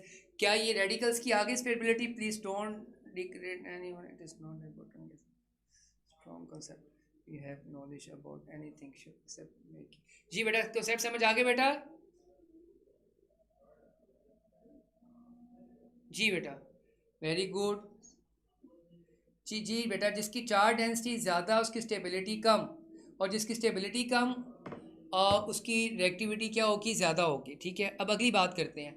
अब ये अगली बात, अब ये this is a very important, कि फ्री रेडिकल्स किन किन रिएक्शंस में प्रोड्यूस होते हैं। अच्छा, ये सारे रिएक्शंस पढ़े हैं अब आपने। आपने अपने अपने अपने अपने प्रोविंसेस की बुक में, आपने सिंध के बच्चे हो, केपीके के बच्चे हो, बलूचिस्तान के हो, फेडरल के हो, पंजाब के हो, आपने ये पढ़े हैं, आपने ये पढ़े हैं। जैसे आपने हेलोजिनेशन ऑफ अल्केन पढ़ा, पढ़ा था ना? Halogenation of alkane, initiation, propagation, termination पढ़ा था ना? वो कौन सा कॉन्सेप्ट था बेटा? वो सर इन सब में फ्री रेडिकल्स की फॉर्मेशन होती है। और फ्री रेडिकल्स फॉर्मेशन कब होती है? जब होमोलिटिक फिशन होती है सर। एंटी मार्कोनिफ रूल, एक तो मार्कोनिफ रूल है ना, उसका जो रिवर्स रूल है बेटा, उसको एंटी मार्कोनिफ रूल कहते हैं। और एंटी मार्कोनिफ रूल बेटा याद रखना, ये पर ऑक्साइड्स की मौजूदगी में होता है। पॉलीमराइजेशन रिएक्शन जो पढ़ा था उसमें फ्री रेडिकल्स बनते हैं। वुड्स रिएक्शन जिसमें हम इवन नंबर ऑफ अल्केन बनाते हैं, तो बेटा ये तमाम वो रिएक्शंस हैं जिनमें फ्री रेडिकल्स हम यूज़ करते हैं। ये बेटा रिएक्शंस के नाम, मेरे चंदा, मेरे बच्चों, मेरे शहजादों, मेरे फ्यूचर के डॉक्टर, इसको याद रखना है आपने। ठीक है, आपने याद रखना है।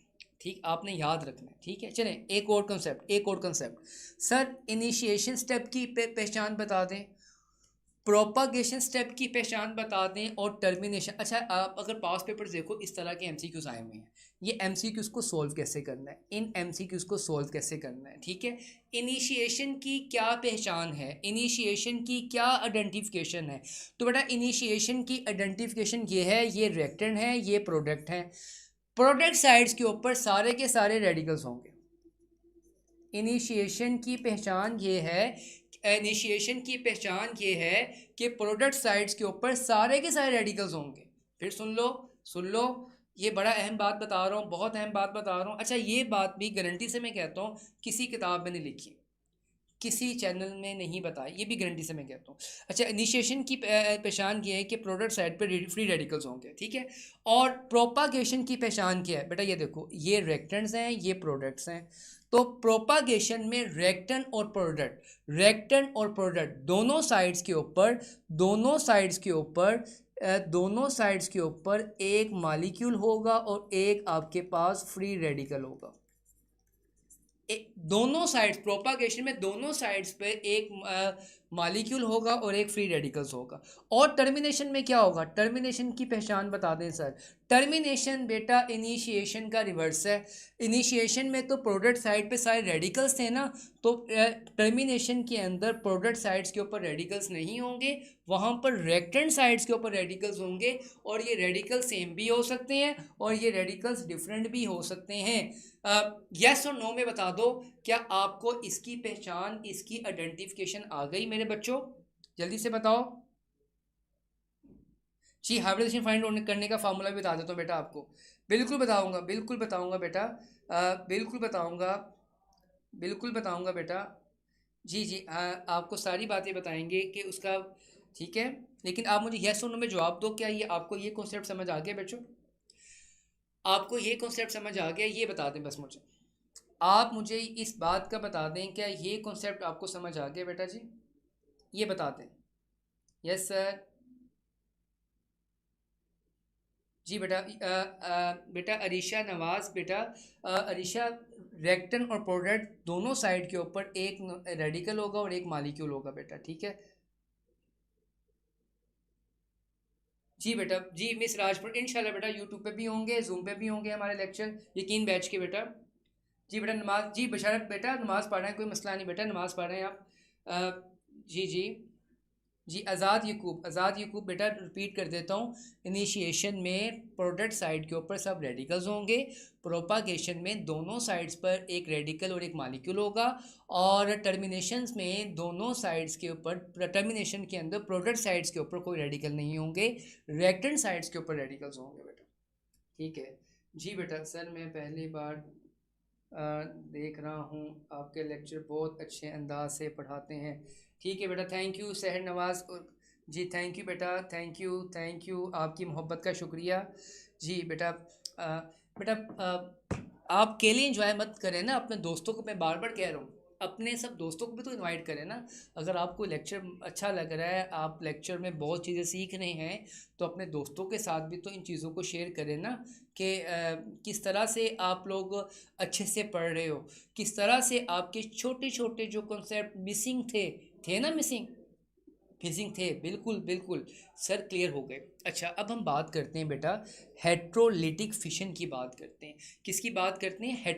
हेट्रोलिटिक फिशन जब भी होगी, मैंने पीछे बताया, इसमें क्या बनेंगे सर? इसमें कार्बोकेटाइन बनेंगे और इसमें एनाइन बनेंगे सर। ठीक है, और जब भी हेट्रोलिटिक फिशन होती है सर, ये पोलर बॉन्ड क्लीवेज होती है।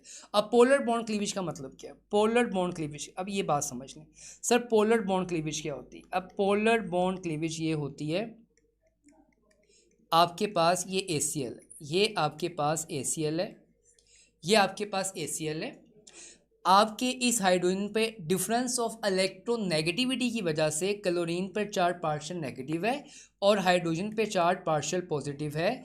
जब ये आयोनाइज होंगे, और ये आयोनाइज होंगे पोलर सॉल्वेंट्स की मौजूदगी में, यानी कि पोलर सॉल्वेंट्स कौन से यूज़ करेंगे? वाटर, अल्कोहल, एसीटोन वगैरह यूज़ करेंगे, तो ये अब आपके पास पॉजिटिव और नेगेटिव चार्जेस बनेंगे। अब ये केटाइंस और एनाइंस जब बनते हैं, तो इस क्लीवेज को हम कहते हैं हेट्रोलिटिक क्लीवेज कहते हैं। ठीक है, और इसमें केटाइंस और एनाइंस बनते हैं बेटा। ये MCQ बहुत अहम है, ये बात याद। अच्छा अगली बात बहुत ही अहम है, देखो यहाँ पर देखो, ये पॉजिटिव था, जो पॉजिटिव वाला था वो हमेशा क्या बनाएगा सर? केटाइन बनाएगा। जो नेगेटिव वाला था वो हमेशा क्या बनाएगा? वो आपके पास एनाइन बनाएगा। पॉजिटिव वाला केटाइन बनाएगा और नेगेटिव वाला एनाइन बनाएगा। जल्दी से नोट कर लो, मैं भी पानी पी लूँ, ठीक है, पानी पी लूँ मैं भी, जल्दी से नोट कर लो, इसको जाना नहीं है तो जल्दी से नोट कर लो बेटा, जाना नहीं है बेटा आपने, ठीक है। समझ आया बच्चों? जी जी समझ आया बच्चों। It's a very important concept बेटा, वेरी इंपॉर्टेंट कॉन्सेप्ट। जी जी बेटा समझ आया। Very good very good.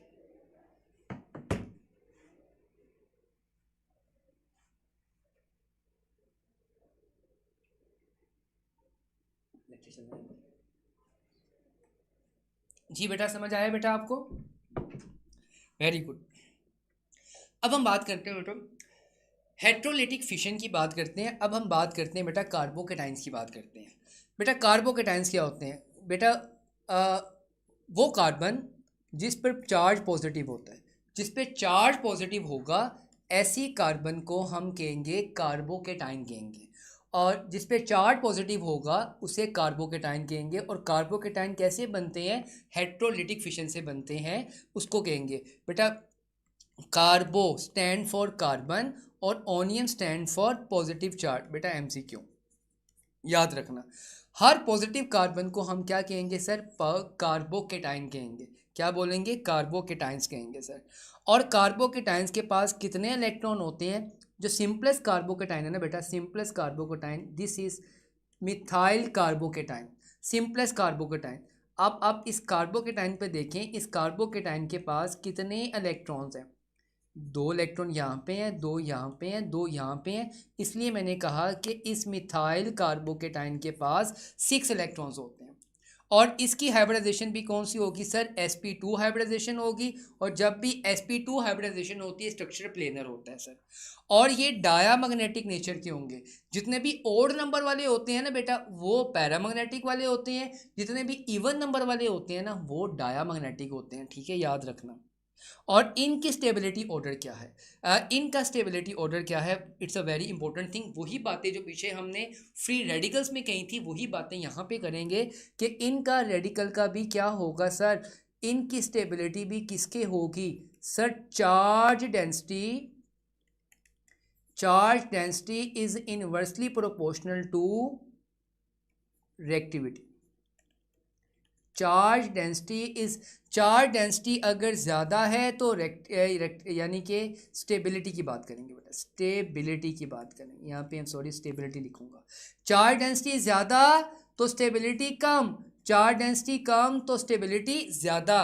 तो यहाँ पे देखो, यहाँ पे टर्शरी कार्बोकेटाइन ज़्यादा स्टेबल है as compare to primary carbocation की। क्यों? वही बात, यहाँ पे टर्शरी में देखो इस कार्बन पे चार्ज पॉजिटिव है, इलेक्ट्रॉन डेफिशिएंट है, ठीक है। इस पे 3 अल्काइल ग्रुप लगे हुए हैं, ये तीनों अल्काइल ग्रुप इस कार्बन को इलेक्ट्रॉन डोनेट कर रहे हैं, जिससे इसकी चार्ज डेंसिटी कम हो रही है। और जब चार्ज डेंसिटी कम होगी तो स्टेबिलिटी बढ़ेगी। और आपने मार्कोनी रूल पढ़ा था ना, वहाँ पे तो 2 तरह की प्रोडक्ट बनती है, एक मेजर बनती है और एक माइनर बनती है। जो मेजर बनती है वो कार्बोकेटाइन की स्टेबिलिटी की वजह से बनती है। जिसकी कार्बोकेटाइन की स्टेबिलिटी ज़्यादा होती है वो प्रोडक्ट मार्कोनी रूल में मेजर बनती है, और जिस कार्बोकेटाइन की स्टेबिलिटी कम होती है वो प्रोडक्ट माइनर बनती है। तो यहाँ पर तुम देखो सेकेंडरी कार्बोकेटाइन क्यों ज़्यादा स्टेबल नहीं है, क्योंकि सर यहाँ पे 2 अल्काइल ग्रुप डोनेट कर रहे हैं और यहाँ पे एक अल्काइल ग्रुप डोनेट कर रहा है, इसलिए हम कहेंगे टर्शरी कार्बोकेटाइन ज़्यादा स्टेबल होता है, ठीक है। और जो चीज़ ज़्यादा स्टेबल होती है उसकी रिएक्टिविटी बेटा जी क्या होती है? कम होती है। उसकी रिएक्टिविटी क्या होती है? कम होती है। जी बेटा, आ, क्या यस और नो में सर को जवाब दे दो। क्या ये बातें क्लियर हो गई बेटा? क्या ये बातें क्लियर हो गई बेटा? यस और नो में जवाब दे दो बच्चे, यस और नो में जवाब दे दो।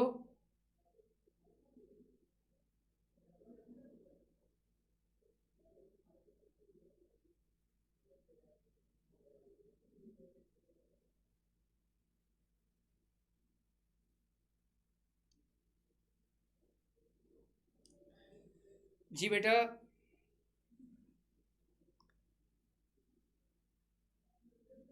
एक मिनट बेटा, यस और नो में जवाब दे दें, क्लियर कर दें।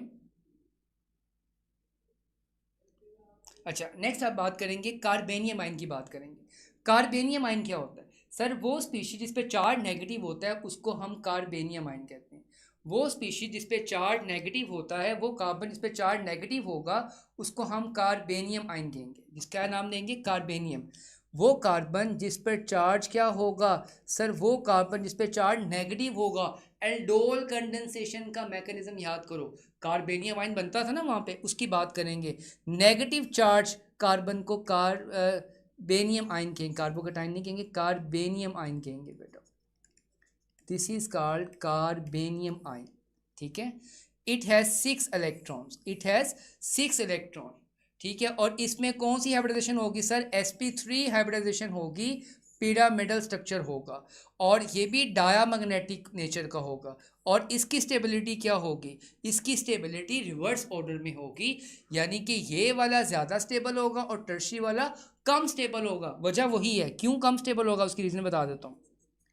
Charge density is inversely proportional किसकी होती है बेटा?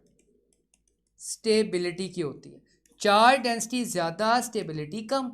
तो यहाँ पे देखो ये 3 मिथाइल ग्रुप हैं, इस पे ऑलरेडी नेगेटिव चार्ज है, इलेक्ट्रॉन ज़्यादा हैं। ये तीनों मिथाइल ग्रुप भी इसको इलेक्ट्रॉन जब देंगे तो इस कार्बन के पास नंबर ऑफ इलेक्ट्रॉन और ज़्यादा हो जाएंगे, जिसकी वजह से इसकी चार्ज डेंसिटी ज़्यादा होगी। जब चार्ज डेंसिटी ज़्यादा होगी स्टेबिलिटी कम हो जाएगी। इसलिए यहाँ पे टर्शरी वाला कम स्टेबल है और ये वाला जो है वो ज़्यादा स्टेबल है, क्योंकि यहाँ पे डोनेशन नहीं हो रही, जिसकी वजह से उसकी चार्ज डेंसिटी इंक्रीज नहीं हो रही, जबकि बाकियों में सब में डोनेशन हो रही है। इसलिए यहाँ पे चार्ज डेंसिटी ज़्यादा हो रही है, इस वजह से स्टेबिलिटी जो है वो क्या हो जाएगी?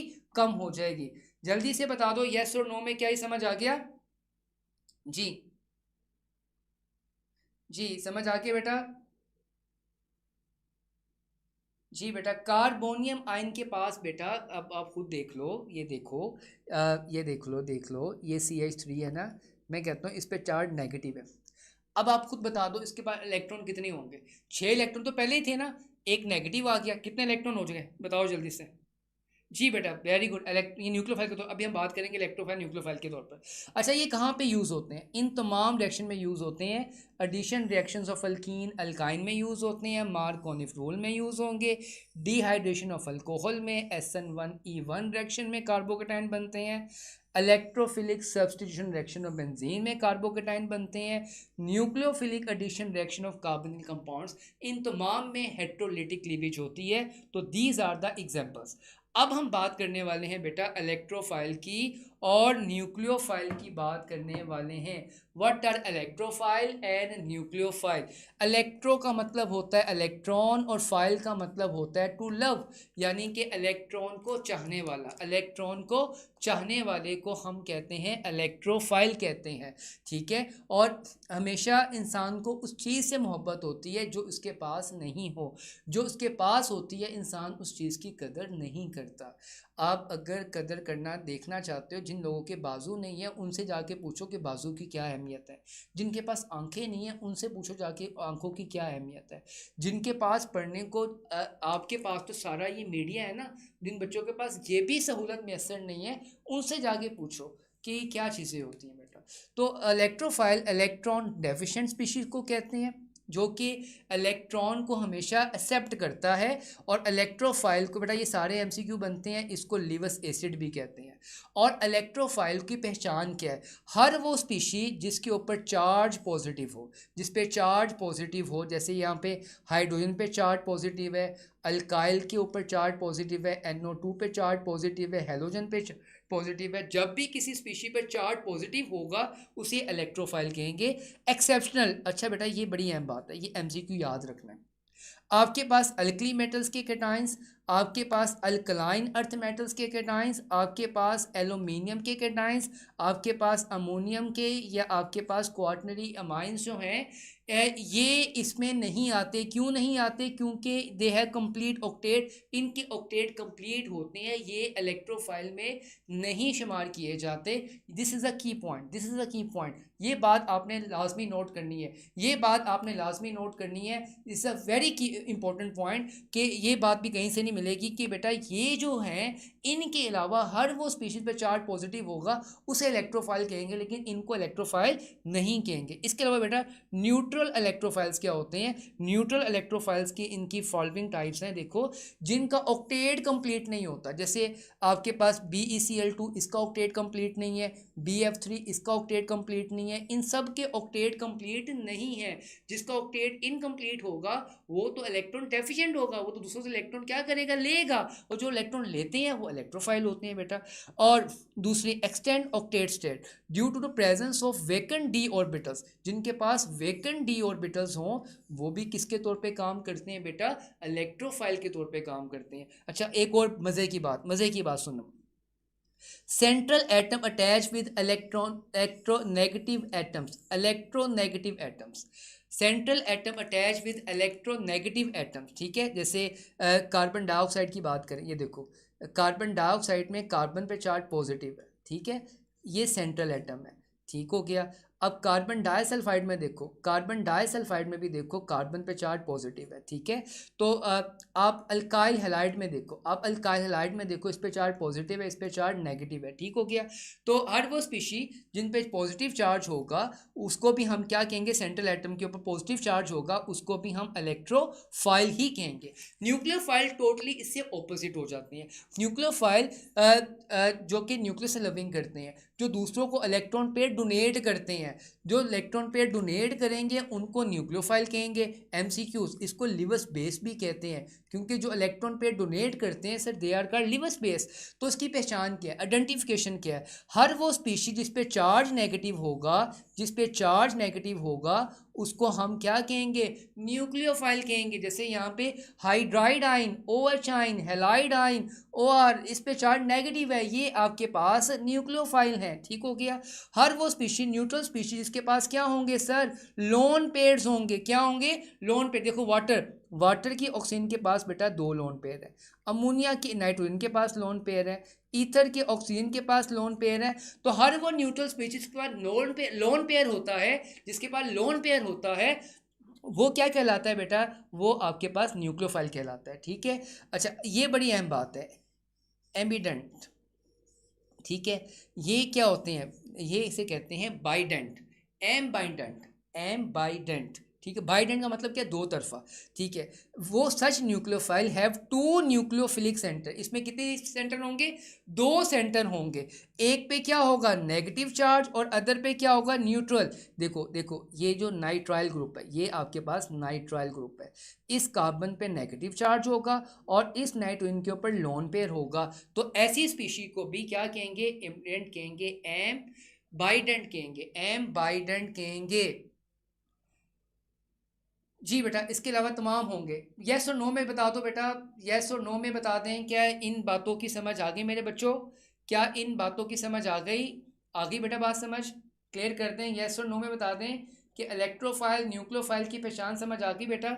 यस और नो में बता दें जल्दी से, यस और नो में जल्दी से बता दें, क्लियर कर दें यस और नो में बेटा। जी वसीम जी, सर और कितनी देर लेक्चर चलेंगे, ओ बेटा डोंट गिव इट, आपका नाम भी ऐसे है। ठीक है, क्लियर हो गया सर, यस सर, ठीक है।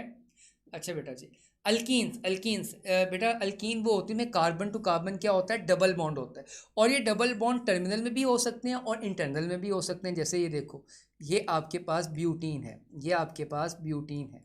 ठीक है, यहाँ पे बॉन्ड जो है वो टर्मिनल में है, और यहाँ अगर ये हो, यहाँ पे क्या है बेटा सेंटर में, ये इंटरनल में भी हो सकता है, टर्मिनल में भी हो सकती हैं, और ये भी अल्केन की तरह ए साइक्लिक भी हो सकती हैं और साइक्लिक भी हो सकते हैं। ठीक है, और इनमें कौन सी हाइब्रिडाइजेशन पाई जाती है सर, इसमें sp2 हाइब्रिडाइजेशन पाई जाती है, और इसमें एक सिग्मा बॉन्ड होता है और कौन सा बॉन्ड होता है, पाई बॉन्ड होता है। और अल्कीन्स जो है वो ज़्यादा रिएक्टिव होते हैं एज कम्पेयर टू अल्केन। ये बात याद रखनी है कि अल्केन्स की रिएक्टिविटी क्या होती है बेटा जी, ज़्यादा होती है। अल्काइंस में carbon to carbon triple bond होता है, और ये ट्रिपल बॉन्ड टर्मिनल में भी हो सकता है और इंटरनल में भी हो सकता है, जैसे कि अभी एग्जांपल दी।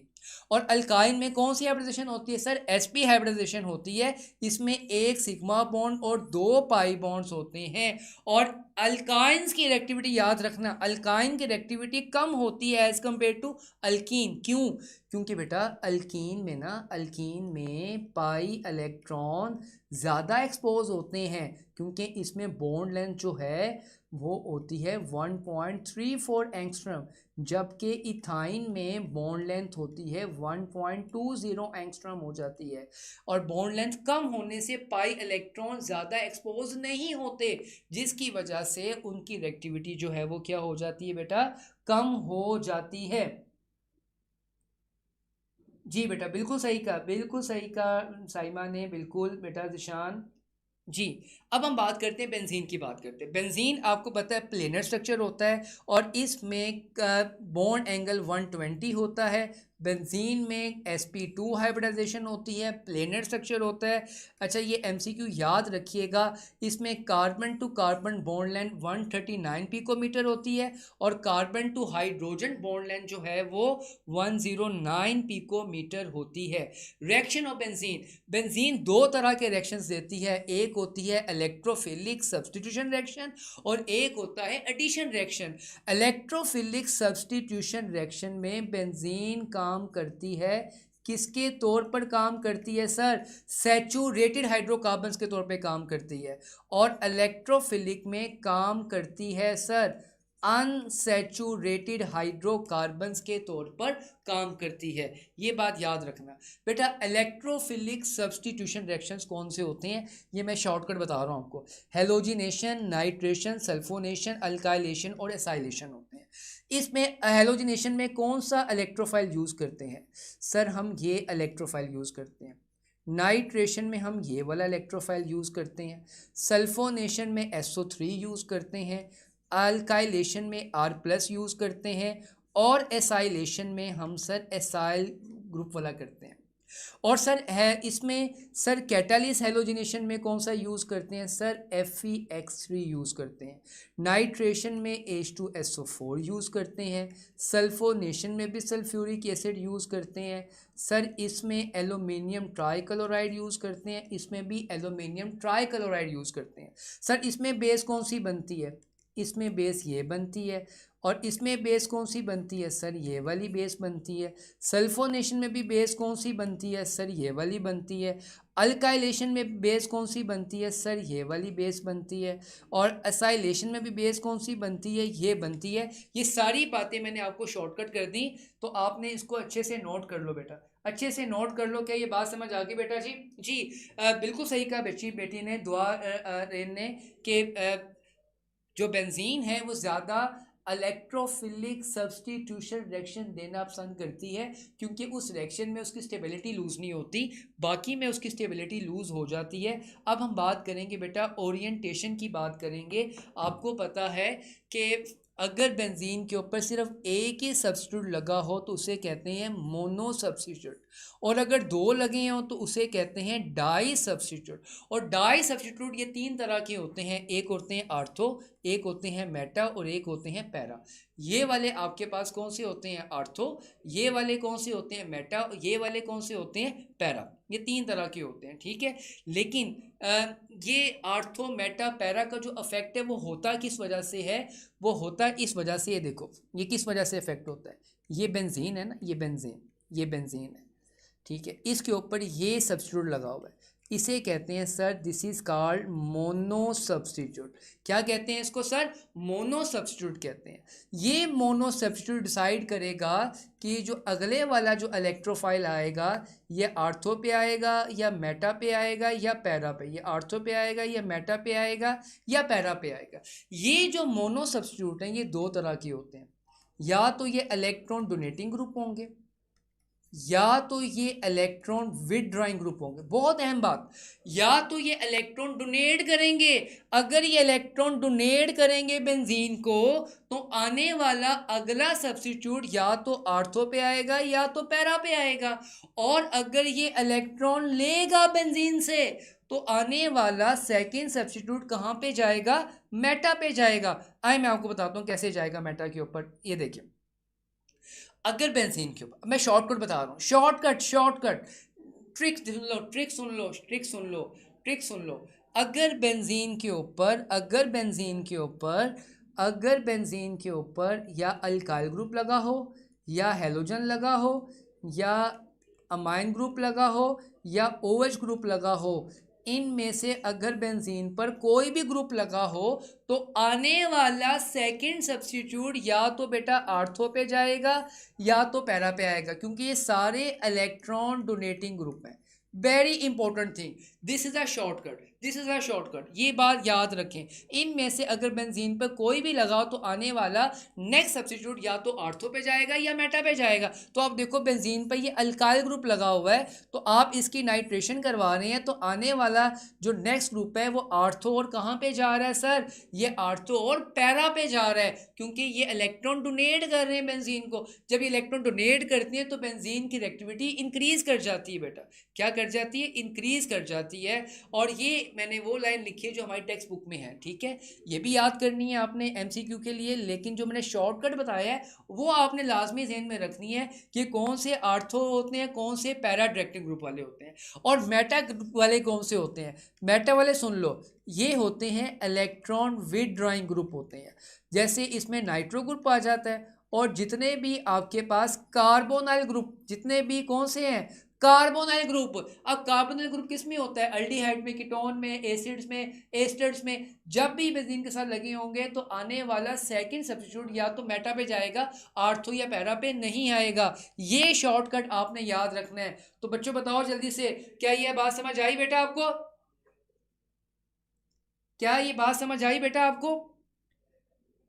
ये देखो अब बेंजीन के ऊपर नाइट्रो ग्रुप लगा, भी मैंने बताया था, अगर बेंजीन पे नाइट्रो ग्रुप लगा हुआ है तो ये इलेक्ट्रॉन डोनेटिंग ये इलेक्ट्रॉन विदड्रॉइंग ग्रुप है, जिसकी वजह से आने वाला सेकंड सब्स्टिट्यूट कहाँ पे जाएगा सर, ये मेटा पे जाएगा। कहाँ पे जाएगा, मेटा पे जाएगा। अब ये भी यादें आपने एमसीक्यू में किताब वाली बात याद रखनी है, शॉर्टकट ट्रिक आपने लाजमी याद रखनी है, ठीक है, शॉर्टकट ट्रिक आपने। आखिरी बात, खत्म हो गया चैप्टर।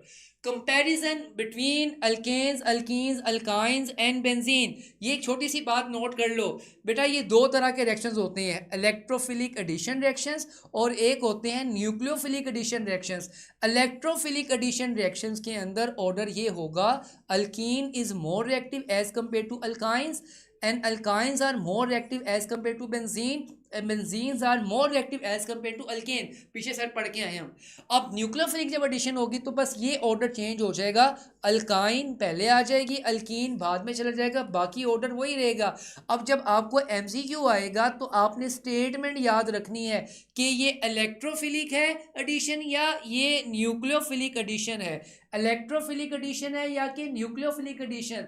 तो अब आपने येस और नो में मुझे जल्दी से बता दो। ये सारी एफर्ट मैंने आपके लिए की, ये छोटी छोटी बातें मैंने आपके लिए इकट्ठा की है ताकि आपको इस टॉपिक को कॉम्प्रिहेंसिवली तैयार कर सको। तो बताओ आपको ये बातें समझ आई बेटा? जी बेटा, एंटी टेस्ट बेटा डिस्कस करनी है जी। कल टेस्ट होगा ना सर, कल टेस्ट होगा, कल टेस्ट इन्हीं बातों को तैयार करके टेस्ट तैयार करना, कल मैं आपसे डिस्कस करूंगा बेटा। आपको ये छोटे छोटे पॉइंट्स क्लियर हो गए, बस ये बता दो आप मुझे, क्या ये छोटे छोटे पॉइंट्स क्लियर हो गए? क्लियर हो गए बेटा छोटे छोटे पॉइंट्स? चलें ठीक है बेटा, थैंक यू, खुदा हाफिज़।